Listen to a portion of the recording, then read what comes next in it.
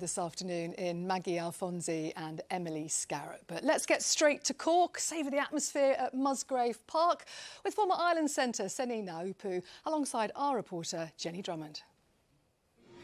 Thanks, Sonia. Yes, we're here at Musgrave Park and the sun is trying to poke through the clouds, although we have been warned that it might rain later, so we've got our brollies at the ready. I'm delighted, though, to be joined by former Ireland Vice-Captain Sene Naoupu. Sene, more than 5,000 tickets sold, the atmosphere's building. Are you looking forward to what could be a tough clash for Ireland? Yeah, I am really looking forward to it. It's a good day to watch footy and it's wonderful to see so many, young girls and boys watching in the stands. So good family festival vibes here for today. Certainly is. Well, we'll be bringing you all the news and updates from the sidelines. It is Ireland versus England coming up shortly. And we'll be hearing from Sene and Jenny. That could be a tongue twister throughout the afternoon. Ireland face a stiff challenge today. This is an England team with all the momentum, having left Cardiff with another job very well done.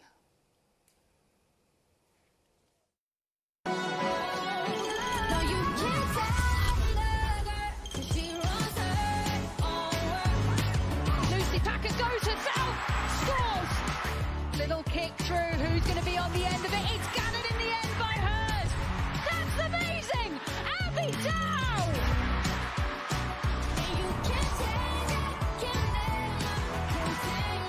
Oh, what a pass to breach!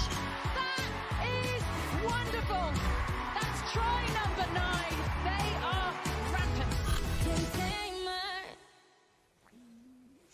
Not surprised Marley Packer was a happy England captain, Emily. They've been excellent so far, but have they hit a peak yet, do you think? Well, I think for them, they'll hope not, but they've certainly been going really well. I think average 10 tries per game in the first 3 games of the Six Nations is something to be definitely very happy about, and the way in which they've scored them as well. Not a single driving line-out try last weekend. So I think, yeah, look, they'll be looking to push on, but certainly a brilliant start for them. Excellent. Now, look, there's an additional layer to this year's Six Nations because it's a route into a new global annual tournament which is designed to supercharge the women's game of 15s. Qualification is a bit complicated, look, so please bear with me. But it's called WXV and it begins later this year. Involves 16 teams across 3 tiers.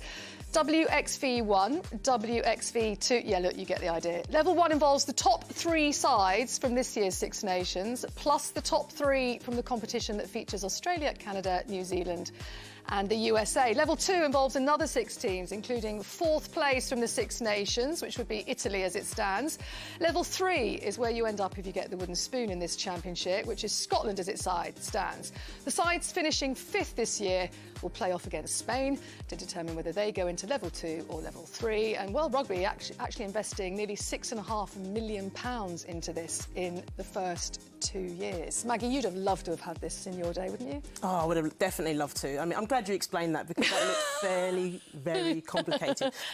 But yeah, look, it's a meaningful competition that plots the pathway for all these teams leading up to the Rugby World Cup. And look, it's important that they're getting these competitive games, because we never really had that when we were obviously leading up to our Rugby World Cups. And it also adds more significance to the localised competitions such as your Six Nations and your Pacific 4 series. But I can't wait until the dates are officially announced and the venues as well, which will happen after the Six Nations. Yeah, look, Emily, you could well be playing in this. You'd be playing today if you weren't injured. So how important is it going to be for the growth of not just England but overall? For instance, you getting regular games against the Black Ferns, for example? Yeah, it's exactly what you want. You want to play consistently against the very best teams and consistently in tough games. So, at all tiers of that competition, we're hoping to see really competitive games throughout that will, replicate the stages that you might come up against in a Rugby World Cup. So it's, I think, really exciting, for me to hopefully play against the Black Ferns on a regular basis. It could be cool. And it does give an added dimension to this championship as well, so that Scotland-Ireland next week suddenly has a whole different dimension to it because it will determine where they play in this global annual tournament that's being introduced. Now, look, talking of Ireland, let's look at their team. Greg McWilliams has made 3 changes to the side that lost 24-7 to Italy last time out. Centre Vicky Irwin and scrum half Molly Scuffle-McCabe enter the back line, while Brittany Hogan replaces the injured Dorothy Wall in the back row. Interesting that of the 23 to face England, only 7 players actually have professional contracts. Ireland placed actually a heavy focus on sevens. So of the 29 professional contracts awarded, the majority went to players currently on that sevens circuit trying to qualify for the Olympics. It means Greg McWilliams doesn't have a number of players available during this Six Nations. We can hear from him now, actually. He's with Jenny. Thanks very much, Sonia. Greg, great to have you with us. The sun is shining a little bit. It's looking like a bright day for a home fixture. No, it's a great occasion every time we get to come down to Musgrave Park. You know, we're 5,000 plus people out here today cheering both teams on, and we hope we put on a great contest. Well, can you put into context just how big a test this is for Ireland? Obviously, this Six Nations campaign hasn't quite gone your way the first 3 matches, and you now face England. How big is that? I think in any challenge, you need to break it down to small parts. I mean, our job is to start the game well, get into the game, get competitive, and, you know, whistle to whistle, you know, keep on top and look forward to the next play. You can never live in the past. You've got to continuously work at being competitive throughout those moments in the game. And, you know, we've done a lot of work this week, and we're proud of the players and how they're committed to what the plan is. They're a terrific group. They really are, and they're putting everything into it. And to be a part of that for me and for the coaching staff is something that I'm really proud of. I remember this time last year, I remember Greg. very well, I remember Senny. this time last I do year, indeed. coming into camp, and defence was a really big focus for Yeah. us that week. Has anything changed in terms of your approach coming into a home game against a team like England? Look, defence is going to be a strong part of any game, particularly when you're playing against a side that will have the majority of the possession. So our defence is going to be really important, and it's important then when we get the ball that we're smart with how we use it. I mean, you remember last year, the lead into that England game. It's important that we're smart, collectively working hard together, and I think defence shows the soul of a team, and we hope we can show that today. And how are you measuring success for yourselves as a team in terms of how you progress through each quarter of this game? Yeah, look, I've always been process driven. You know, you need to separate the emotion, the process. It's important that you're analytical in how you're improving. You know, they say that numbers don't lie. Our performance is better against France and improved again against Italy in terms of possession stats and how you're using the ball. But there's definitely areas that we need to improve on, and we're really aware of that, and the players are aware of that. We own our performance. At the end of the day, that's all we can control, is what we do as a group and how we get better. Every day, that's what we're trying to do. Well, Greg, thank you very much for your time. We wish you all the best of luck out there. I appreciate that. Thank you so much.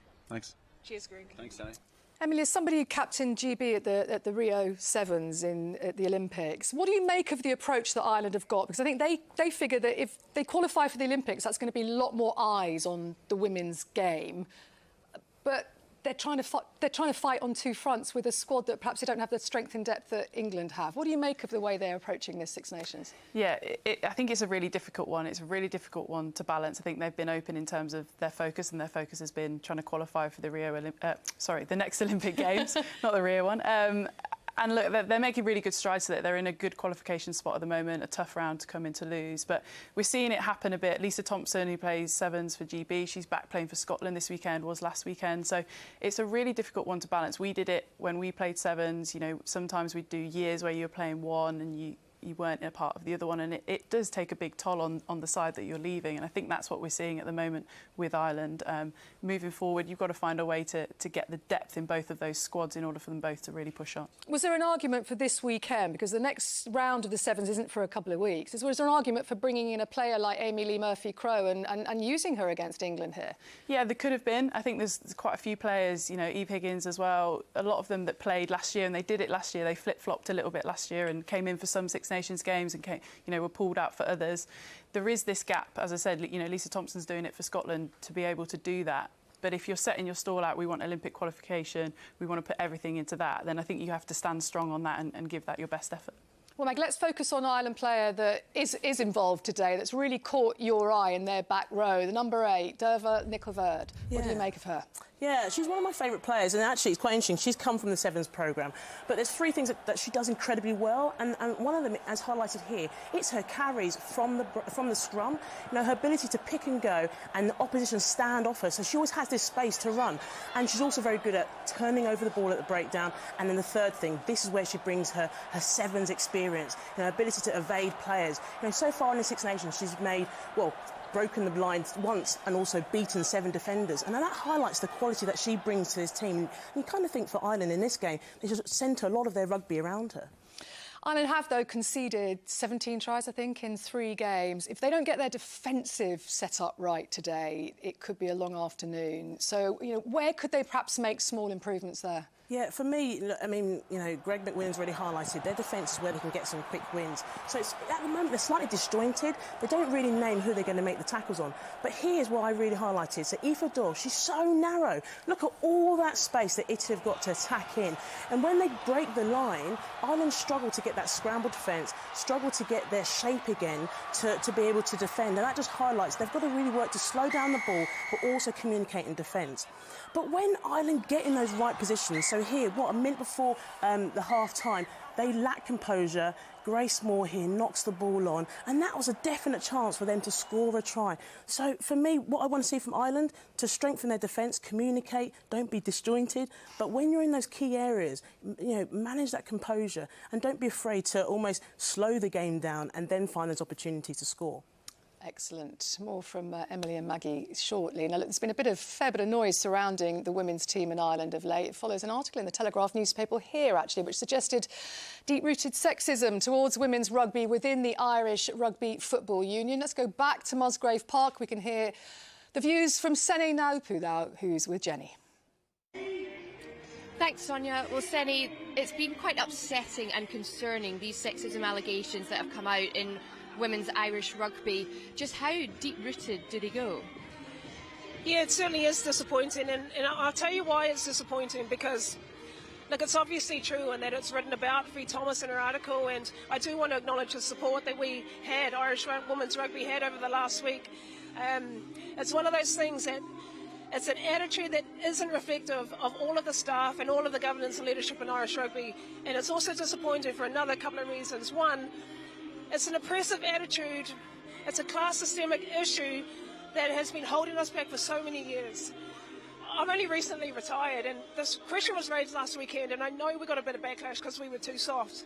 The reality was, I'm not long out of the game, and it just raised some emotional trauma for me, genuinely. It's not just the impact that that type of attitude in a governance and leadership environment has on the players on the pitch, but certainly on a, you know, when you leave the game, the well-being that it impacts players as well. But certainly, look, there's a number of things that are right there in front of us, across the water. You know, England Rugby, for example, governance and leadership mandated towards the direction of girls and women's rugby. It means that their competition structures domestically, premiership, wonderful 10 teams, men's DORs across the 10 teams, can facilitate their knowledge share, align the technical skills for their players, so by the time, you know, the England players get to that squad level, they're ready to go.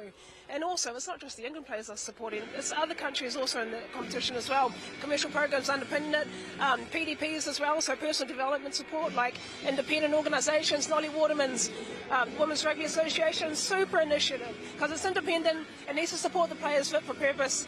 So there's some examples there, fit for purpose, that you can also do in an accelerate way for Irish rugby, and there are ways that we need to look at systemic and structurally to ensure that Ireland can compete against the likes of England and France. Certainly, Sene, thank you so much. I can see it's emotional for you as well. Thank you. It's not a surprise, though, really, Emily, is it, to hear Sene as moved as she is by what she heard?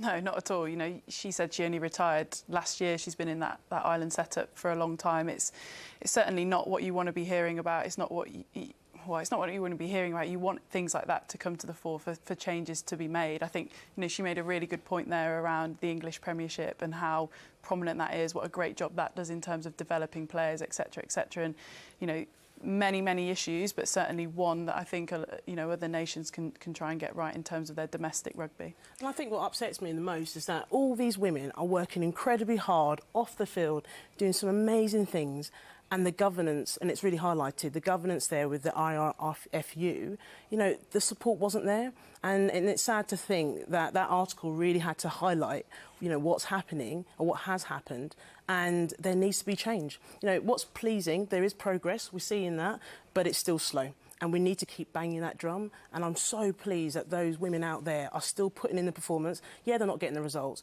but they're almost ignoring what's happening around them to focus on what they've got to do. We need to keep making sure that this topic and this agenda doesn't stop. Indeed. Well said, Maggie. Right, let's go to the England team, shall we? Because the return of scrum half Mo Hunt Headlines, 7 changes made by Simon Middleton, and after the frustration of being omitted from the World Cup squad, a calf injury had ruled her out of the Six Nations until now. Elsewhere in the backs, Ellie Couldun returns at fullback with Claudia MacDonald also starting after recovering from a knock. She's on the left wing, so Abby Dow switches flanks, meaning Jess Breach misses out. The entire front row has been changed. There are first starts of the campaign for props Hannah Bottoman and Maud Muir, who made significant impacts off the bench against Wales. Note, Helena Rowland is on the bench. Now, Simon Middleton's going to step down as England coach, isn't he, after this Six Nations? So this is a final trip on the road with the Red Roses, and we can hear it from him now. Simon, great to have you with us. Some big names back in the side. Natasha Hunt back in, Helena Rowland back in as well. What kind of boost is that to the squad? Yeah, I think whenever we get a player returning, it's fantastic for us because it gives everybody a shot in the arm, and the quality players, and we've missed them. So yeah, it just adds to the enthusiasm of the group and the energy of the group. So yeah, and then obviously for them it's special, because players like to play, don't they? They do. You're 10 on the bounce on the road, looking for that record 11th? Yeah, absolutely. We love breaking records. It's what good teams do. It's what great teams do, and that's what we've tried to be. And so if we can post another one today, great. But that'll only come with the performance. Speaking of records, I do want to congratulate you. Last weekend obviously was a record. Next weekend will be a huge sellout. And certainly today, actually, there's probably one of the biggest numbers we've had at Musgrave Park so far since it started here last year. How have you approached this week, heading into a game that, you're targeting that 11th win? Yeah, I mean, what we do is we prepare the same for every game. And I'd like to think that's one of the hallmarks of the side is that regardless of whether we're home, we're away, or who we're playing, our preparation is as thorough as it can be. And one of the things we've talked about this week is trying to fix some of the areas up we didn't do so well last week. So the breakdown, we got attacked at the breakdown, and we came unstuck there, and we didn't start the game particularly well. I thought we had a great second half, and we responded really well. But one of the last clips I showed the girls before we sort of got on the bus was the energy that the Ireland girls had right to the end of the game against Italy, and they get a penalty try, and the speed that they're trying to get back, and the energy, just the enthusiasm. I said, look, these guys are going to keep going right to the end, and that's what I expect from our players today, and that's what we want to do. So we're prepared for an 80-minute game, and I'm sure that's what we're going to get. Well, Simon, it's your last game on the road as head coach, so go and enjoy it. Good luck. Thank you. Will do. Cheers, guys. Emily, 7 changes to this side from the Wales game, including the entire front row. Is this very much a selection with one eye on France lurking at Twickenham next week? I think so. I think obviously it's great to have Hannah Bottoman back. First game last week, returning from injury that she sustained during the World Cup. Maud Muir as well picked up a knock, so to get minutes back in her as well, really important. And as you say, 2 big, prevalent front row players that will be super important coming up a very physical French side next week. Yeah, Maggie, Mackenzie Carson's gone well at loosehead, actually, in the absence of Hannah Bottoman for England. But we've got now Maud Muir and Hannah Bottoman, both back, both starting. What will they bring, do you think, to this England team?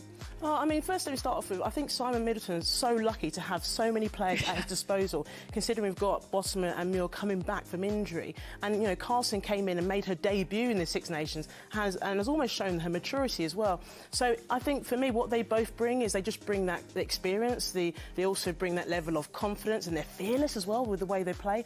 And I think also it's the character. They're both young in particular, and Connie Powell as well. But so let's look in more detail about what Muir and Bottoman do. So for me, Maud Muir, she only got 21 minutes last weekend, and again, it's her carrying ability. So 5 metres out, she will brush off 2 or 3 defenders. And then Bottoman, she's very good. She gets used almost like a decoy here. So she stands in the middle, and players just don't know whether she's going to carry or not. But when she really gets her impact is when she's literally looking for that pick and go, especially when teams are unable to defend at the breakdown. But this is what she does well at the breakdown. I mean, look at that turnover. You almost think that should be mistaken for me, with the skills there.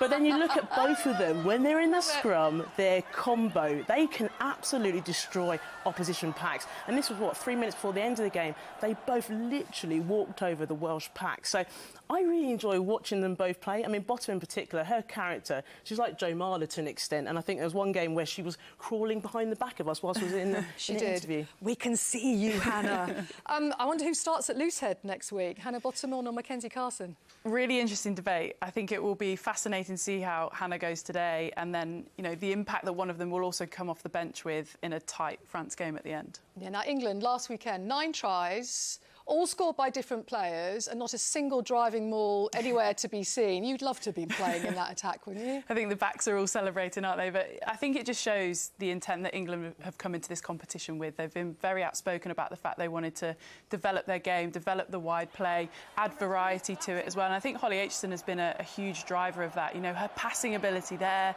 her ability to run with the ball as well. And when you've got a back three like England are very, very lucky to have, the likes of Abby Dow, Jess Breach, Claudia MacDonald, etc., you've got to try and get them the ball and give them the opportunity to really go and take off. I think Tatiana Hurd and Langi Tuima in the middle have been excellent, driving hard and square and giving Holly Aitchison that opportunity with her pace, with her rugby nous, just to be able to go and take defenders on. And this occasion she decides to go herself and earns the try, which she definitely deserves. I think the other interesting thing for England has been their use of, in this instance, Sarah Byrne in the wide channels. They keep such good width, and that doesn't have to be backs and back three. It can be that across the whole squad, the forwards as well. Jess Breach obviously finishing this one, but I think the interesting thing for me, obviously with Sarah Byrne being on the bench today, is who adopts that wide forward role now with her on the bench to start with. Yeah, Hannah Bottoman probably, I imagine she'll be everywhere. Look, someone who'll be everywhere today at scrum half. Mo Hunt is back. The way England are playing at the moment, it's perfectly set up for her, the type of style she likes to play with as well.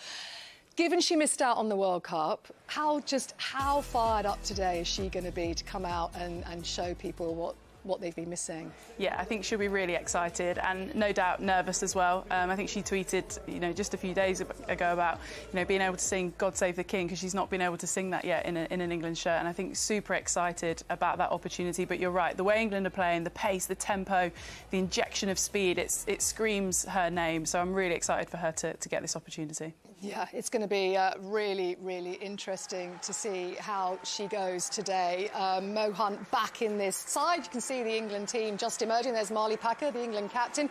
Cork often referred to, isn't it, as the Rebel City. Ireland's women, they're going to need to find some fierce resistance today, I think, to repel this England team. Your commentary comes first from Sarah Hunter and Sarah Orchard. Yes, Cork, the Republic of Ireland's second largest city, is our base to launch round 4 of the Women's Six Nations. England already out onto the field, fresh from victory against Wales in Cardiff. But here come Ireland, the home side. A glorious welcome for them onto the Musgrave Park field. The stadium is known to many rugby fans as one of the homes of Munster rugby, but today the residency is firmly won for the women in green. Well, plenty of flags being waved. We are expecting some interesting weather. There could be a little bit of rain that comes in throughout this fixture, but dry to start off with. And rugby will now make it stand against racism. There is, of course, no place for it here in the game, in sport, or indeed anywhere in the world. But first we have the anthem, starting with England.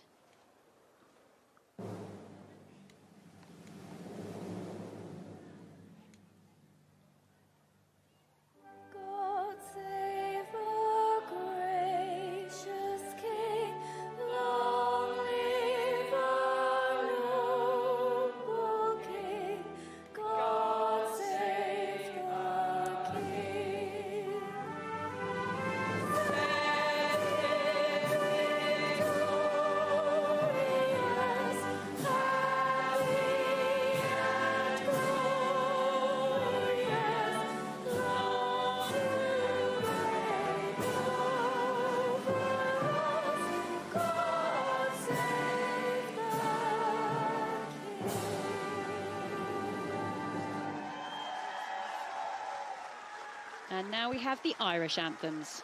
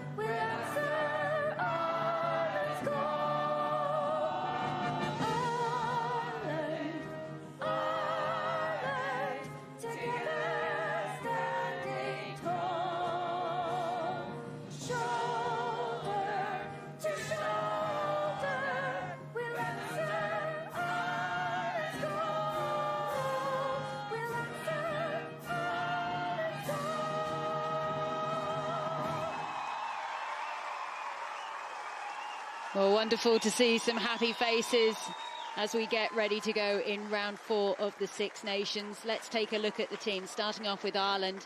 Head coach Greg McWilliams makes 3 changes to the side that lost to Italy last week. In the forwards, Ulster's Brittany Hogan wears 6. She gets that starting berth following injury to Dorothy Wall. The rest of the pack does remain unchanged. Into the backs, Sales Vicky Owen starts. She'll be lining up inside Aoife Dalton in the centres, while Leinster's Molly Scuffle-McCabe, she returns at scrum half after she and Owen were actually on the bench just last week. As we move into England, now there are plenty of changes. 7 new faces in total, plus 1 positional change for the head coach Simon Middleton. Up front, props Hannah Bosman, Maud Muir. They start after starring off the bench last week. Gloucester Hartbury duo of Connie Powell at hooker and Sarah Beckett wearing 5 also come in. In the backs, all eyes on Natasha Hunt wearing 9, her first appearance after being dropped for the World Cup. Claudia McDonald and Ellie Kildunn also start as Abby Dow switches wings from left to right.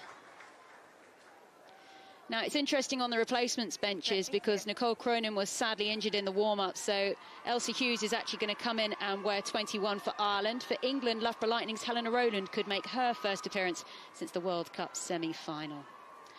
Right then, Lauren Jenner is our woman with the whistle. She's New Zealand-born but has long called Italy home. She'll be refereeing in her second Six Nations campaign this year, as everyone now gets ready to prepare themselves. Alongside me here in commentary today, former England captain Sarah Hunter. A lot of people expecting a big scoreline, but ultimately it's just 2 teams playing rugby. Good afternoon. Yeah, it certainly is, and Ireland are at home, and I know there's been much talk about what the result's going to be, but I think we'll see a fight from Ireland. You know, they'll be fighting for pride. They won't want to have heard what's been written about them in the press, and they'll be out to prove a point today.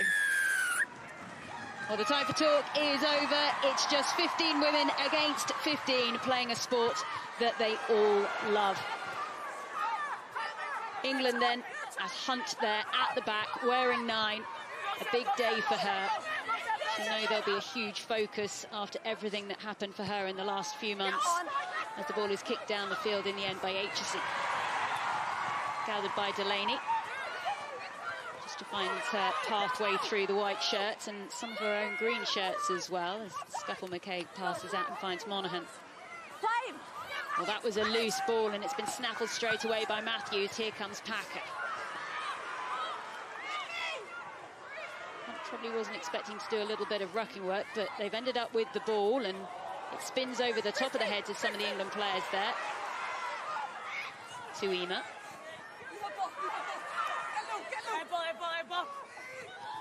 Hunt manages to find more forwards on arrival, this time through Matthews. We did find out that Alex Matthews was actually a little bit poorly in last week's match against Wales, as we see the breakaway, and it's going to be Hunt. She's still going. She's going to be stopped short a metre of the line. Quick ball, it comes out round the corner, still not over the line for England, but only a minute on the clock, and England look like they're in a very strong position. It spins out. Was that a knock-on? Referee is playing on. Kildunn has it. New advantage. Penalty advantage for England. Pow. Well, the Irish defensive line being tested really early on, as expected. Muir. Hunt then out to Aitchison. Manages to find Tuima. The stretch really being put on the green shirts. McDonald thought about it. In the end, it's Byrne. It's not Byrne in the end, it's Beckett.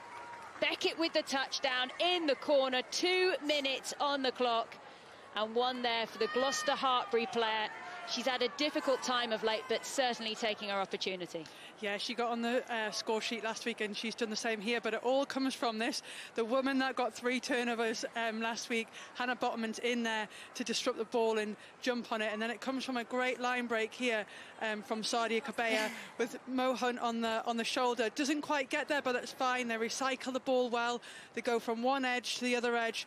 Sarah Beckett holds her width really well, and you've got both wingers passing out to the second row on the wing to touchdown. Oh, we're so used to seeing the forwards now hanging out in these wide channels, and yeah, big moment for Sarah Beckett. She's had a real rough run of injuries of late, and very happy to be out there on the field as we now see Tuima line up this conversion. 100% with her kicking in Cardiff last week.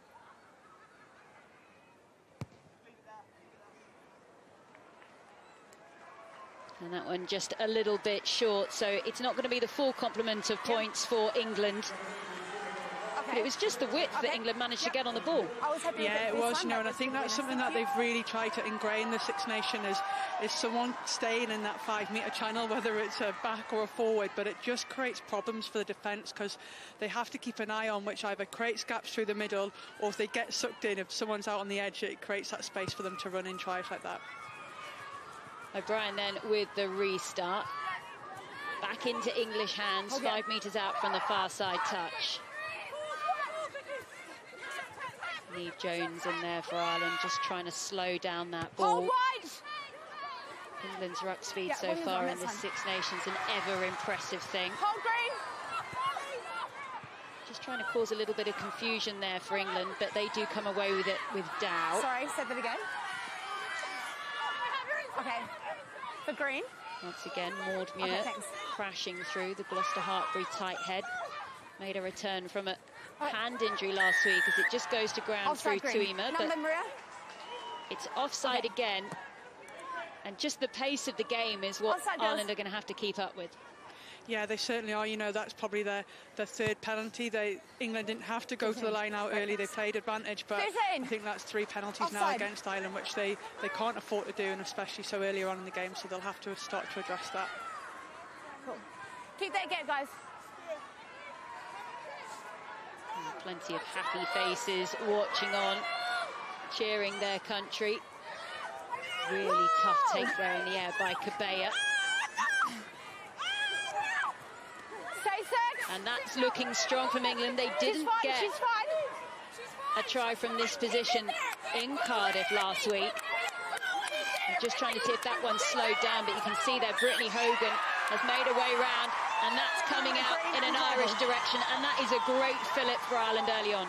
It certainly is. You know, England have been really dominant in this area, and rightly so. They've gone to it early on to see and test Ireland, but Brittany Hogan there does so well. You know, the accuracy from Connie Powell to hit the back ball with her first line out of the game, and it looks like England are settled, but Brittany Hogan somehow ends up round there and just holds on, and when the maul is taken down by the attacking side, if it stops, it means that they've got to turn over and give it to that Irish team. Yeah, Hogan getting another opportunity. Dorothy Wall's picked up an injury, so she's managed to get that 6th shirt. Played quite a bit of Ireland 7s as well, Hogan.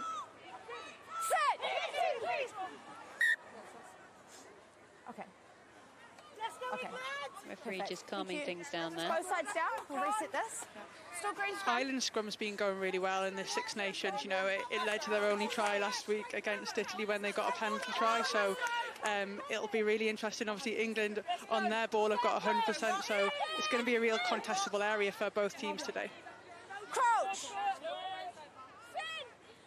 Binds. Christy Haney there, the tight head for Ireland. She's a structural engineer. She'll know what it takes to hold this up. But it's a penalty for Ireland.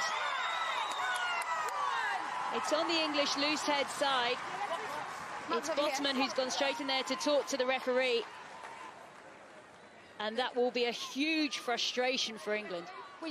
It will be, but equally it'll be a huge confidence boost for Ireland. You know, early in this game, you know, they've conceded penalties, they've been under pressure, but it'll now give them a platform, and it's the best way to relieve pressure by getting a scrum penalty. Here you can see, I think, Bottom, maybe Maud Muir there on the tight head's gone straight down, I think, which was the reason they've been given that penalty.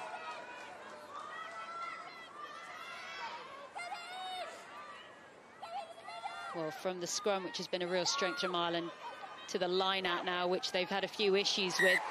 That's not straight. I think Niamh Jones knows there she wasn't quite on song, puts her hand up straight away. Yeah, it's been a real area of concern for Ireland throughout the Six Nations. I think they've got 78% on their own ball, and you know, you've just worked really hard in that scrum to get the penalty, and you haven't been able to convert that in and win your own line out. It's something they really need to start to address. There you go, Greg McWilliams, the head coach there, having a little chat with John McKee, another one of the senior coaches in this Irish setup. Binds. She's fine. Ball is in then. And one of the co-captains from Gloucester Hartbury, Natasha Hunt, as the ball comes away to Hurd. She just straightens her line, Hurd. Gets an extra couple of metres for her money from that last ball as she pushes out wide. McDonald back from injury, happy to fend off green shirts as they fly up to her. But has that been lost forward? Here come Ireland. Nice run in the end by Aoife Dalton. Scuffle McCaig finally arrives. Really slow here from Ireland. You can just see there Zoe Allcroft at the back there for England, just trying to disrupt things. Guys, there's no advantage. It's lost forward. So they're going to come back and it'll be an Irish scrum, which they won't be too upset about. They won't, but it's also an interesting decision because usually on a advantage from a knock-on, when you kick it away, then that's your advantage over. So to bring it back to them for a scrum, which is their strength, but equally it's still inside their danger zone, their pressure zone where they don't want to be. There you go, that is Molly Scuffle McCabe there, the Leinster scrum half. Only her 8th cap today.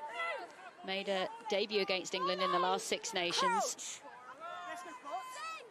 A lot of pressure on who is going to really own that 9 shirt for Ireland.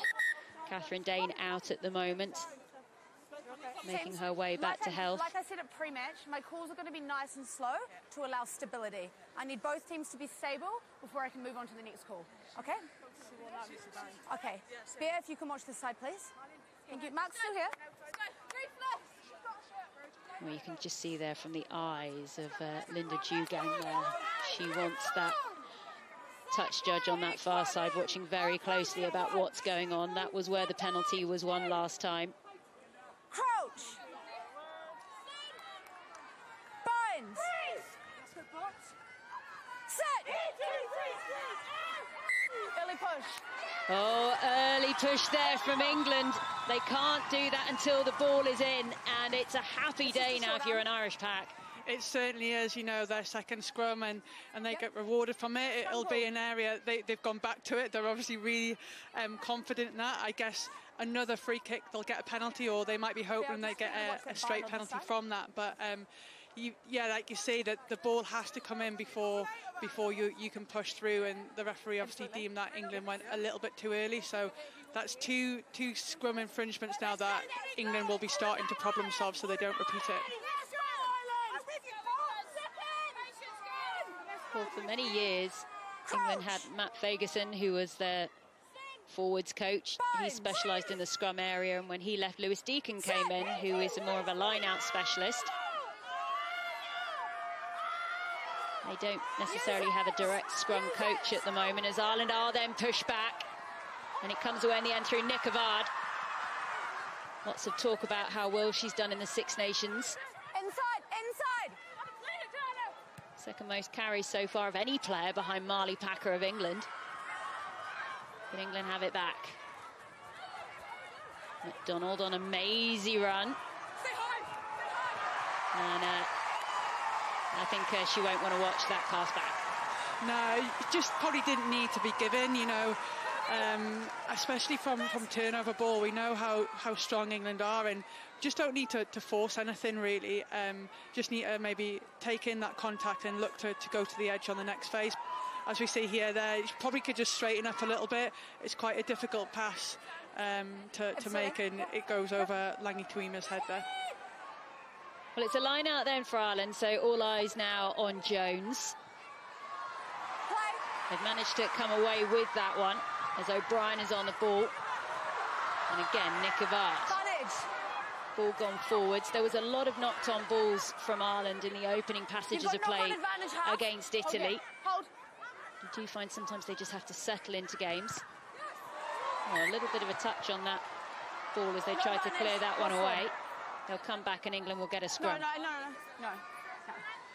Yeah, it'll just be frustrating. Obviously, it wasn't a clean line out for Ireland to really strike from. And then Nick Avard, who had a great carry and has been carrying really well, will probably be a little bit frustrated by they didn't retain it. You see there, it just has to be knocked back to the scrum half. And here, great carry, breaks through the tackle, but Sadia Kabea does so well to rip that ball and turn it over. England coaching staff just making some notes there. You can see there it's Simon Middleton there wearing the red watch. Next to him you can see to the left-hand side of your screen is Lewis Deacon. Deacon, the only member of the England coaching staff who'll be staying on after this Six Nations, as all the questions are starting now about who is going to be coming in and taking on this Red Roses outfit as they build towards their home World Cup in 2025. Okay, otherwise, absolutely. Just have you applied, Sarah? Absolutely not. I thought we just clear that up now. There we go. Okay. All right.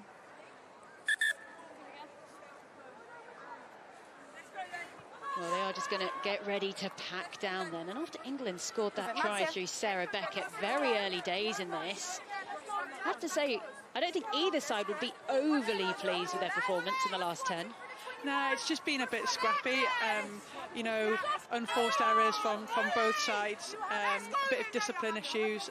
So yeah, it's been a bit stop-start. So hopefully, as the game goes on, we'll build in to see a bit more free-flowing rugby. Binds. Sit. Oh, look at that tush from Ireland. It's coming up on this near side. The strength of these women is so impressive. It has managed to come out though. Tuima is put into heavy traffic there. There was an Ireland player over the top of it. You're rolling in the space of the arriving players. You were fine. You were fine. 12 has to roll. Well, there you go. It wasn't Nick Avard who was actually in trouble there. It was the arriving player in Vicky Irwin. And that's not touch. O'Brien sends it back. Good done. A little bit of footwork there to stop that ball. Gil Dunn originally made her debut against Canada back in 2017. Now winning her 33rd cap today, as it is Abby Dow who comes down the near side wing, and Ireland will know just how dangerous she can be and not to give her any space. Yeah. Ball down the line. Nice little show and go there by Tuima. Hunt. Powell. Big tackle going in her by Moore. Hold! Hold, no! Muir again. Big hit going in on Hunt there.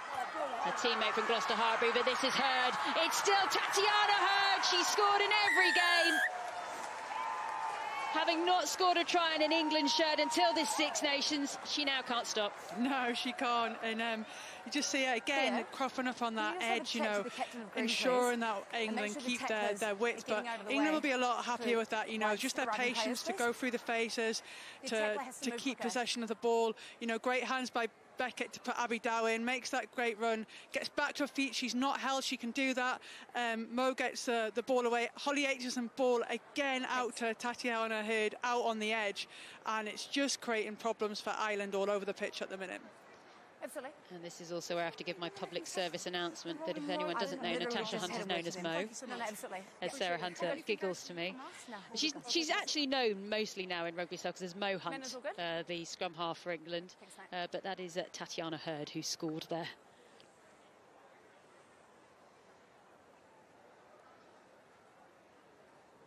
Well, Langi Tuima will probably be hoping that maybe some of her teammates could get a bit closer.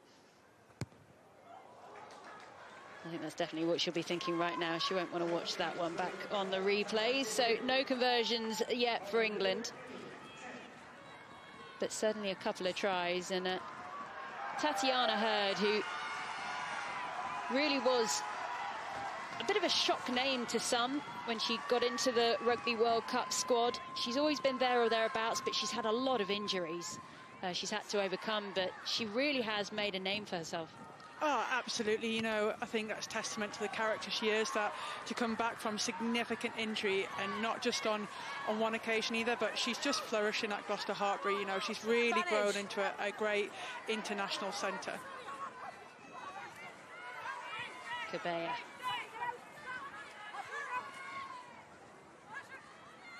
Aitchison. We're going to come back for the penalty.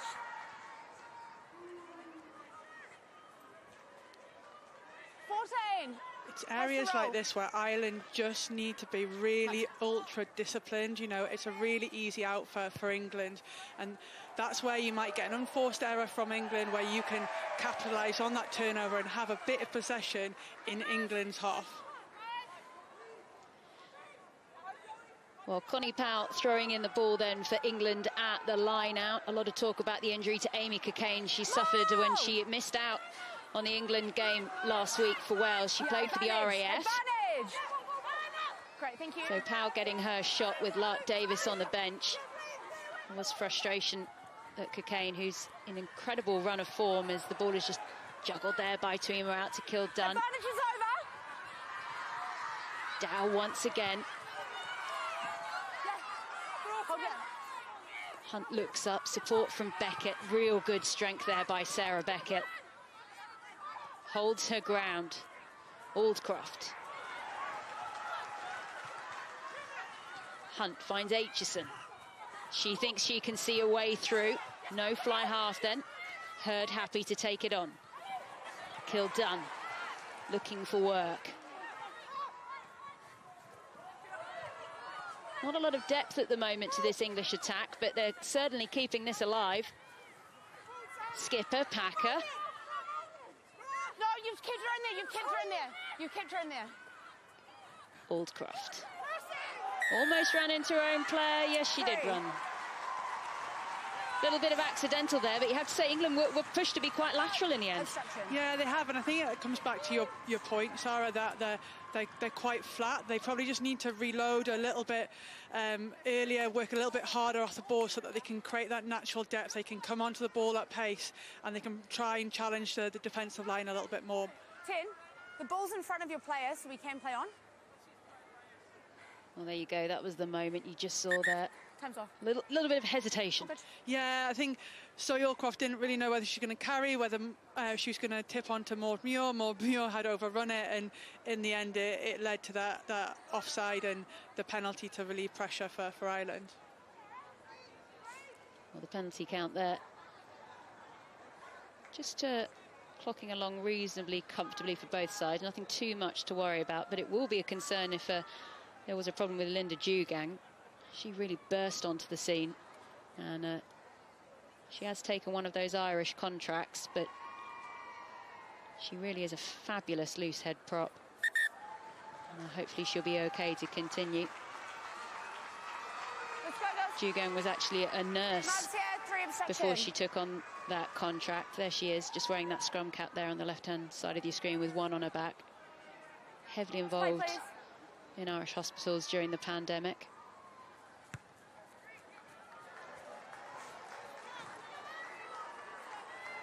Well, a chance then to look at another Irish line-out, and this is an area they'd really like to improve on. Yeah, it certainly is. You know, it's a real great platform to play off, and it just hasn't functioned in the Six Nations for one reason or another. That's a throw, a missed time, a missed call. There's been a lot of areas where it hasn't. And again, it's not straight. You know, up in the right space. It is quite blustery, which you've got to take into account at times. Well, Niamh Jones, all the focus will be on her now. She's such a fantastic tackler. She's a real terrier around the park, but this arguably is an area that has been highlighted before that she really needs to improve on. Yeah, if you're going to be an international hooker, it's your bread and butter. You see there, Connie Powell absolutely nails that. And it creates a great platform for England to strike on. Oh, it's Beckett again, and she's absolute tractor. Here comes Hurd. She's already got one as well. Ball comes away. Still England. They need to stretch this out wide. They've got numbers out there. Packer can tell. Now McDonald. She does give the pass away. Kildunn will finish, as she knows she needs to get closer to the post. 3 tries in the end now for England. 21 minutes on the clock. And England just slowly working their way up the scoreboard.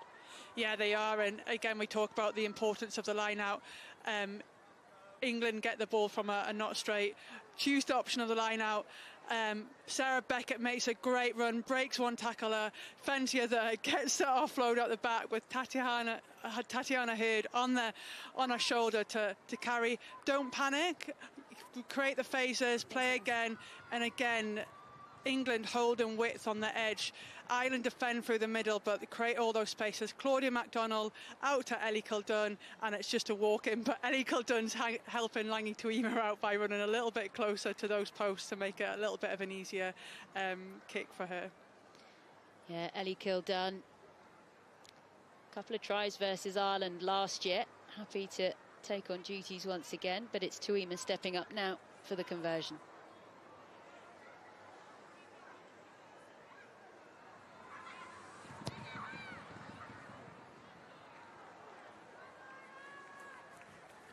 Well, not to be on this occasion. So still no conversions there for England, but still 3 tries, and all started off by that glorious run there by Sarah Beckett. Wonderful support line by Hurd. And then the backs just doing their job, getting out to the space, and Kildunn knowing a little bit closer might be a bit nicer. I thought Marley Packer might try to go at the line for herself, but she did well to square up and get the ball out to the width.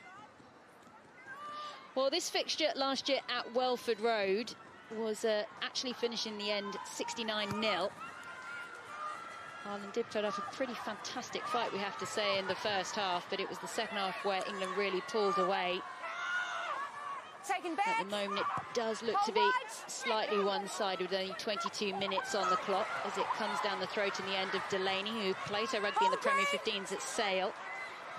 On. So, a lot of the players here for Ireland today, they do play across the pond. The ball is bouncing back a little bit too much on that one, so Behan touches down. Drop out.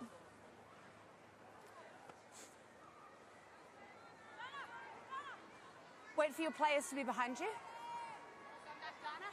Give me an angle from her, yeah? You can just see England are ready, set, and Ireland are walking back. It probably just shows you the difference in the physicality levels, the fatigue levels that are potentially already setting in. England want to play this fast-paced game with relentless intensity. Yeah, and already England coming back, and Hurd is having an absolute flyer. As I say that, as a commentator's curse to you, she knocks on the ball in the contact. Backwards, always under pressure.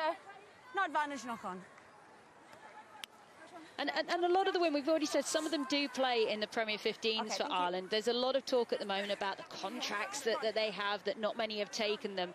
A lot of them haven't taken them because they are playing in a league where they've got jobs, they've got families, they've created lives for themselves, they've got houses as well.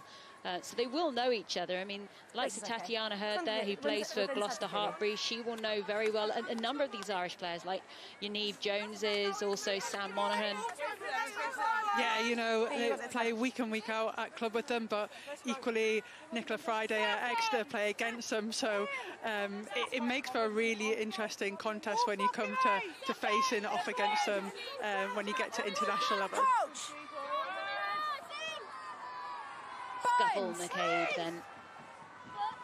Still only 25 years old. Going up against Hunt, who is now 34. All of her years of experience. You can see there just closing down their Hunt, trying to make sure they can't get real good clearance or exit out in that far left wing. Great hand. 5. Do you have one like that, Sarah? No, I don't, but maybe I should get that matching sunglasses to go with it. I like it a lot. As the ball comes down this English line. Hurd now. This is Kildunn. She goes back inside. That's really nice by MacDonald. Oh, she's managed to evade that tackle. England looking for a bonus point. Hunt manages to find Cabella. Support in from Bottoman.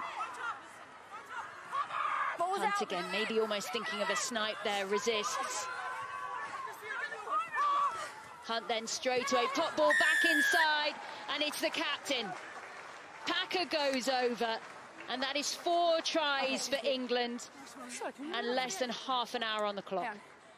Yeah, it was a bit of a shaky start, you know, from England in that sort of 10 minutes. A bit of unforced errors, frustration, but they seem to be back in full swung. Just a hold-up from Marley Packer there to Tatiana Hurd. Again, they go to the edge. If they either make the tackle there, you know, it's a lot more difficult for England, but they fall off the tackle. Claudia MacDonald carries again. They go from one edge. A lovely little carry there from Marley Packer coming on that short line, and not many people are gonna stop Marley Packer from that far out. Okay. Thank you. No. Well, you have to say, Langi Tuima knows it, but that kick wasn't good enough when it's right in front of the post like that. And the question will be is if Langi Tuima hasn't brought her kicking boots today. They've got Amber Reid on the bench. Helena Rowland can kick at goal as well. They might try and change some things there. It won't be too big a concern from England with the scoreboard the way it is, but when you talk about 1%ers and big games, it is an area that needs to improve. Yeah, well, you know, in games like this, it probably won't come into consideration, but potentially in that Six Nations title decider next week at France, it might come down to the fine margins about whether you get your conversions or penalty kicks. So I'm sure it's an area they're always working on. On the ball. Matthews then taking the ball into contact, setting it up again now for Cabella. England just looking to find a way out of their half of the field. They haven't had to spend too long in it. Leinster's O'Brien, just a little chip over the top. They're trying to create that chaos with those little kicks, but England just deal with them so well. Yeah, they do, and then if you kick like that, you haven't got anyone chasing the ball, or you're just kicking possession away, which at the minute Ireland just need to keep hold of. Oh, Beckett has come to play today. Bottoman still going away. Simon Middleton talking this week that he thinks she's a contender for one of the best loose heads in the world right now. Just wants to see if he can get a bit more out of her engine and a few more minutes.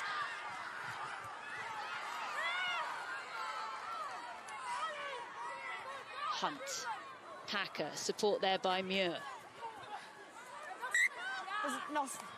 And that one's gone forward from England in the contact. And as we were talking about Bottoman there, I think she's injured herself in that last contact. Yeah, she looked just to fall a little bit awkwardly as she went to ground after carrying the ball, and she does look to be in a little bit discomfort. Green number 1. Over there. And this will be a concern because Hannah Bottoman picked up an injury in the build-up to the World Cup final. She's only just come back from it when she came off the bench last week against Wales.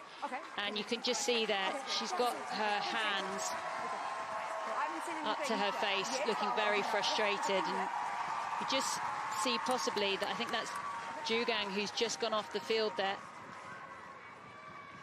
Yeah, it's never a good sign when players have got their hands in their face in their hands, but she's with the medics. Hopefully they'll get that sorted, and it gives a chance for everyone to have a bit of a breather. And you can see here England are in a huddle, no doubt Marley Packer's giving them the orders and probably just identifying some of the things that they've been a bit frustrated with, some of the unforced errors, and just to refocus on the things that they've done really well, which is retain possession and go forward. Well, Hannah Bottoman there, I think they're still just assessing that leg to see if she's going to carry on or not. Here, I was happy with that. I was happy, but I do appreciate where you're coming from, and they had a warning. Natasha Hunt saying something was really hard. She's a good scrum half, isn't she? All scrum halves do it, don't they? They're in the ear of the referee throughout the whole game. Well, this is a really disappointing sight to see Hannah Bottoman having to go off the field there for England. We said not long back from injury. And it does mean Mackenzie Carson gets another run there. Yeah, it's really sad to see any player leave the field, but especially Hannah Bottoman. She's just come back from a knee injury. Look, she looks absolutely devastated there. I just hope they're taking the precaution, and it's something that they can deal with, and it's not too serious. I should say coming on for Ireland there was Catherine Buggy.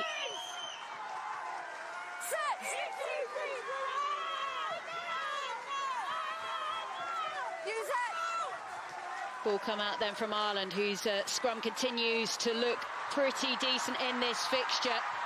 Looking for work off the fullback there was Delaney. She manages to find Doyle. And that is a big penalty for Ireland. They want the ball quickly. Packer wasn't releasing. And the run made by Doyle there, who rightly gets the credit. Yeah, really positive outcome for Ireland, and a really good attack off their platform from a scrum down the edge. A missed tackle by Claudia McDonald, I think, which allows them to get in behind here. You see, they go to the edge. Aoife Doyle here breaks a tackle, and then Molly Packer will think she got clear release, but the referee thinks otherwise. She has to seem to remove both hands before she can go back on that ball. Well, Ireland into England's 22 for the first time. That line out straight, and here comes the push. The crowd know that this is huge.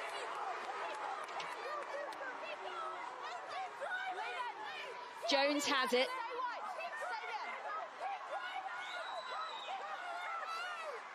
We can see Kabir, she's just working her way through. They're holding on to her bind. Eventually they do release. Scuffle McCabe looking for options, finds the captain Friday. And it's been stolen, ripped away by England, and all that excitement. All of a sudden, the ball's back down the other end of the field. Yeah, now the moments Ireland really need to take. You know, they get into the opposition 22, they get the line out functioning, and they just can't keep the faces. They can't build any continuity, which puts England under pressure and ultimately turn the ball over, and England have released it. And a mistake here from Ireland as well. They've taken the ball back into their own 22 and kicked it away. And it's little mistakes like that that have cost them precious territory. Yeah, a great rip by Molly Packer there on Nicola Friday. Again, it's the second time we've seen it in the game, so maybe it's a tactic England have been working on in training, you know, to put the ball carrier under pressure. So Ireland, no doubt, will notice that, and ball carrier just being a bit stronger as they carry the ball into contact.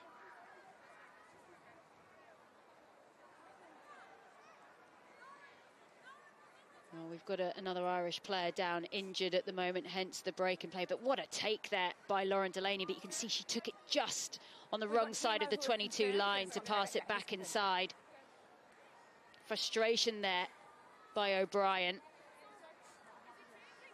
But I think the replay tells a different story. Yeah, very fine margins, isn't it? It's just caught outside the 22, and I guess when in the speed of the game that maybe it's just a lapse in concentration as it goes out on the full. I mean, there's some pretty painful statistics there for Irish rugby fans watching this one, Sarah. I mean, metres made by England, nearly 500 now. And the gain line success is off the charts. It's ridiculous, and probably shows two things, like the strength and power of the ball carrier, but just the ability to stop England and having to put maybe two people into the contact. Well, from Ireland being in this position at the other end of the field within a minute, it's England again. Powell has it. Hogan is there trying to cause an absolute nuisance of herself and has done brilliantly in the process. She is going to have to release now. No, she's fine. Ball's there. Ball does come away then into English hands. Powering through is Carson, fresh legs off the bench. Hunt needs to try and find a way of getting that ball away. Does in the end to Aldcroft.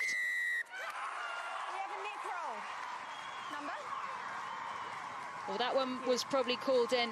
Number 7, Nick Roll. But a warning there against Molly Packer. Thanks, Menace. I don't know if we're going to get a replay of that one. But you can't take someone out of the ruck and pull them to the side around the neck and shoulder area. So Ireland get to clear their lines. So this is the warning. Yeah, here you see it. Niamh Jones is over the ball, and so Molly Packer has to try and get away, and she just goes, arm slips up around her neck, and obviously player safety and welfare is paramount to everything. That the referee calls a really good decision there. You guys, you can come in. Packer will have to be a little bit careful. Did get put in the sin bin last week against Wales.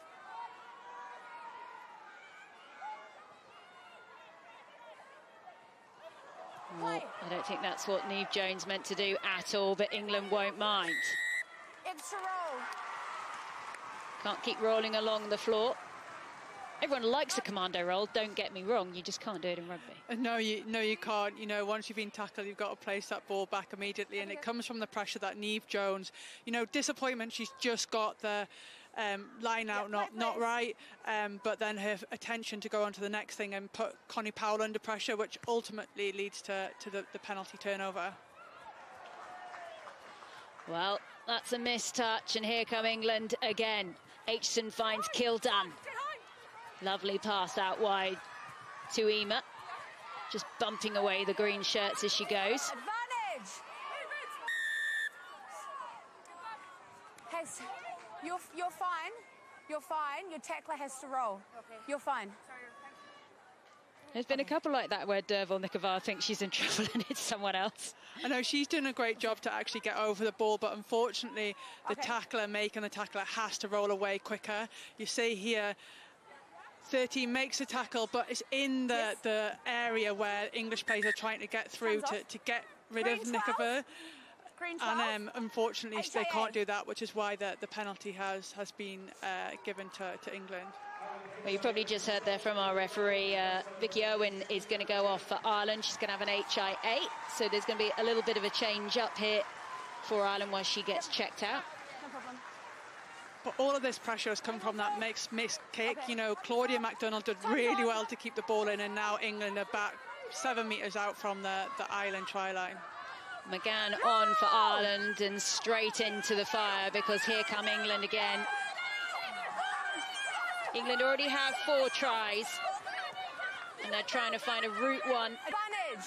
There's the penalty advantage. They've got a free shot here. Ball's not coming out of there. Sack. Interesting what England decide to do from this position. Number 5 and 2, collapse. But we've got Marley Packer, I think, down injured. And quite a few players have already picked up knocks in this already. On your screen at the moment, you can see Sam Monaghan. Maybe. Captain. But I think that the injury they're actually concerned more about is the English injury. Every time we're down in this field, you guys are conceding. So this was the more before the stoppage. It was, you know, England gone to it a few times, and Ireland have defended it really well, but here they've been deemed to bring it down, which is an interesting decision from the referee, that if she's obviously deemed it's not going straight over, because otherwise she would give a penalty try. However, a couple of metres out, that did look like, for me, that it was going to go straight over for a try. So I think Ireland might be quite fortunate there that they have only conceded a penalty. Well, there's going to be a brief pause in play here while they just sort out the injured players, as Monaghan continues to receive a little bit of treatment there. She said that she wanted to go across and play in the Premier 15s, particularly for Gloucester Hartpury, because she wanted to play with Zoe Aldcroft, as we can just see the England captain there, Marley Packer. You can see she's struggling with that left ankle, and that will be hugely disappointing for her. Not just her first season here as England captain, but also knowing there's Twickenham coming up next week with a record crowd. Yeah, that absolutely is, and it's gutting again to see another player from England walk off the field like that, you know, needing help. Obviously in some pain. A lot of that will be about potentially, like you say, what's going to come up, but she doesn't look very comfortable right there, and she's been outstanding this campaign, leading them right from the front, so she'll be a big miss right now. Well, Zoe Aldcroft will now be England's captain. That Packer is off the field, and look at this for impact straight away. Thrown in there was Moena Talling.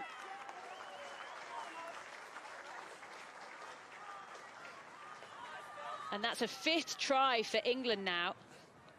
And what a way to come on the park. That was Talling that touched it down. It was indeed, and you know, Moena Talling's returning from injury as well. So it is great to see her back on the pitch, and you know, first touch, and she gets a try for England, and a maul try that we didn't see any of last week, Sarah. No, we did not. We did not. But we've got one now. Moena Talling, still only 20 years old, so young. And that is the scary thing when you talk about the Red Roses and the future they have ahead of them. It's just the depth of the talent. it is now that you've got rid of some old people like myself, you know, these young players coming through that just seem to be on this continuous conveyor belt is unbelievable, and that's credit to the job the RFU are doing with the pathway.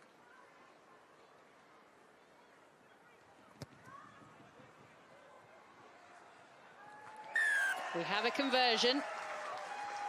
It's not the kicking statistics Langi Tuma wants, but that is one on the way to more what she would like to see.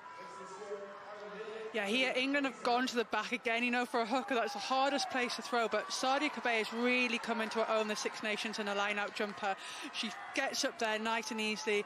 England are set, and Moena Thailand puts the ball down at the end.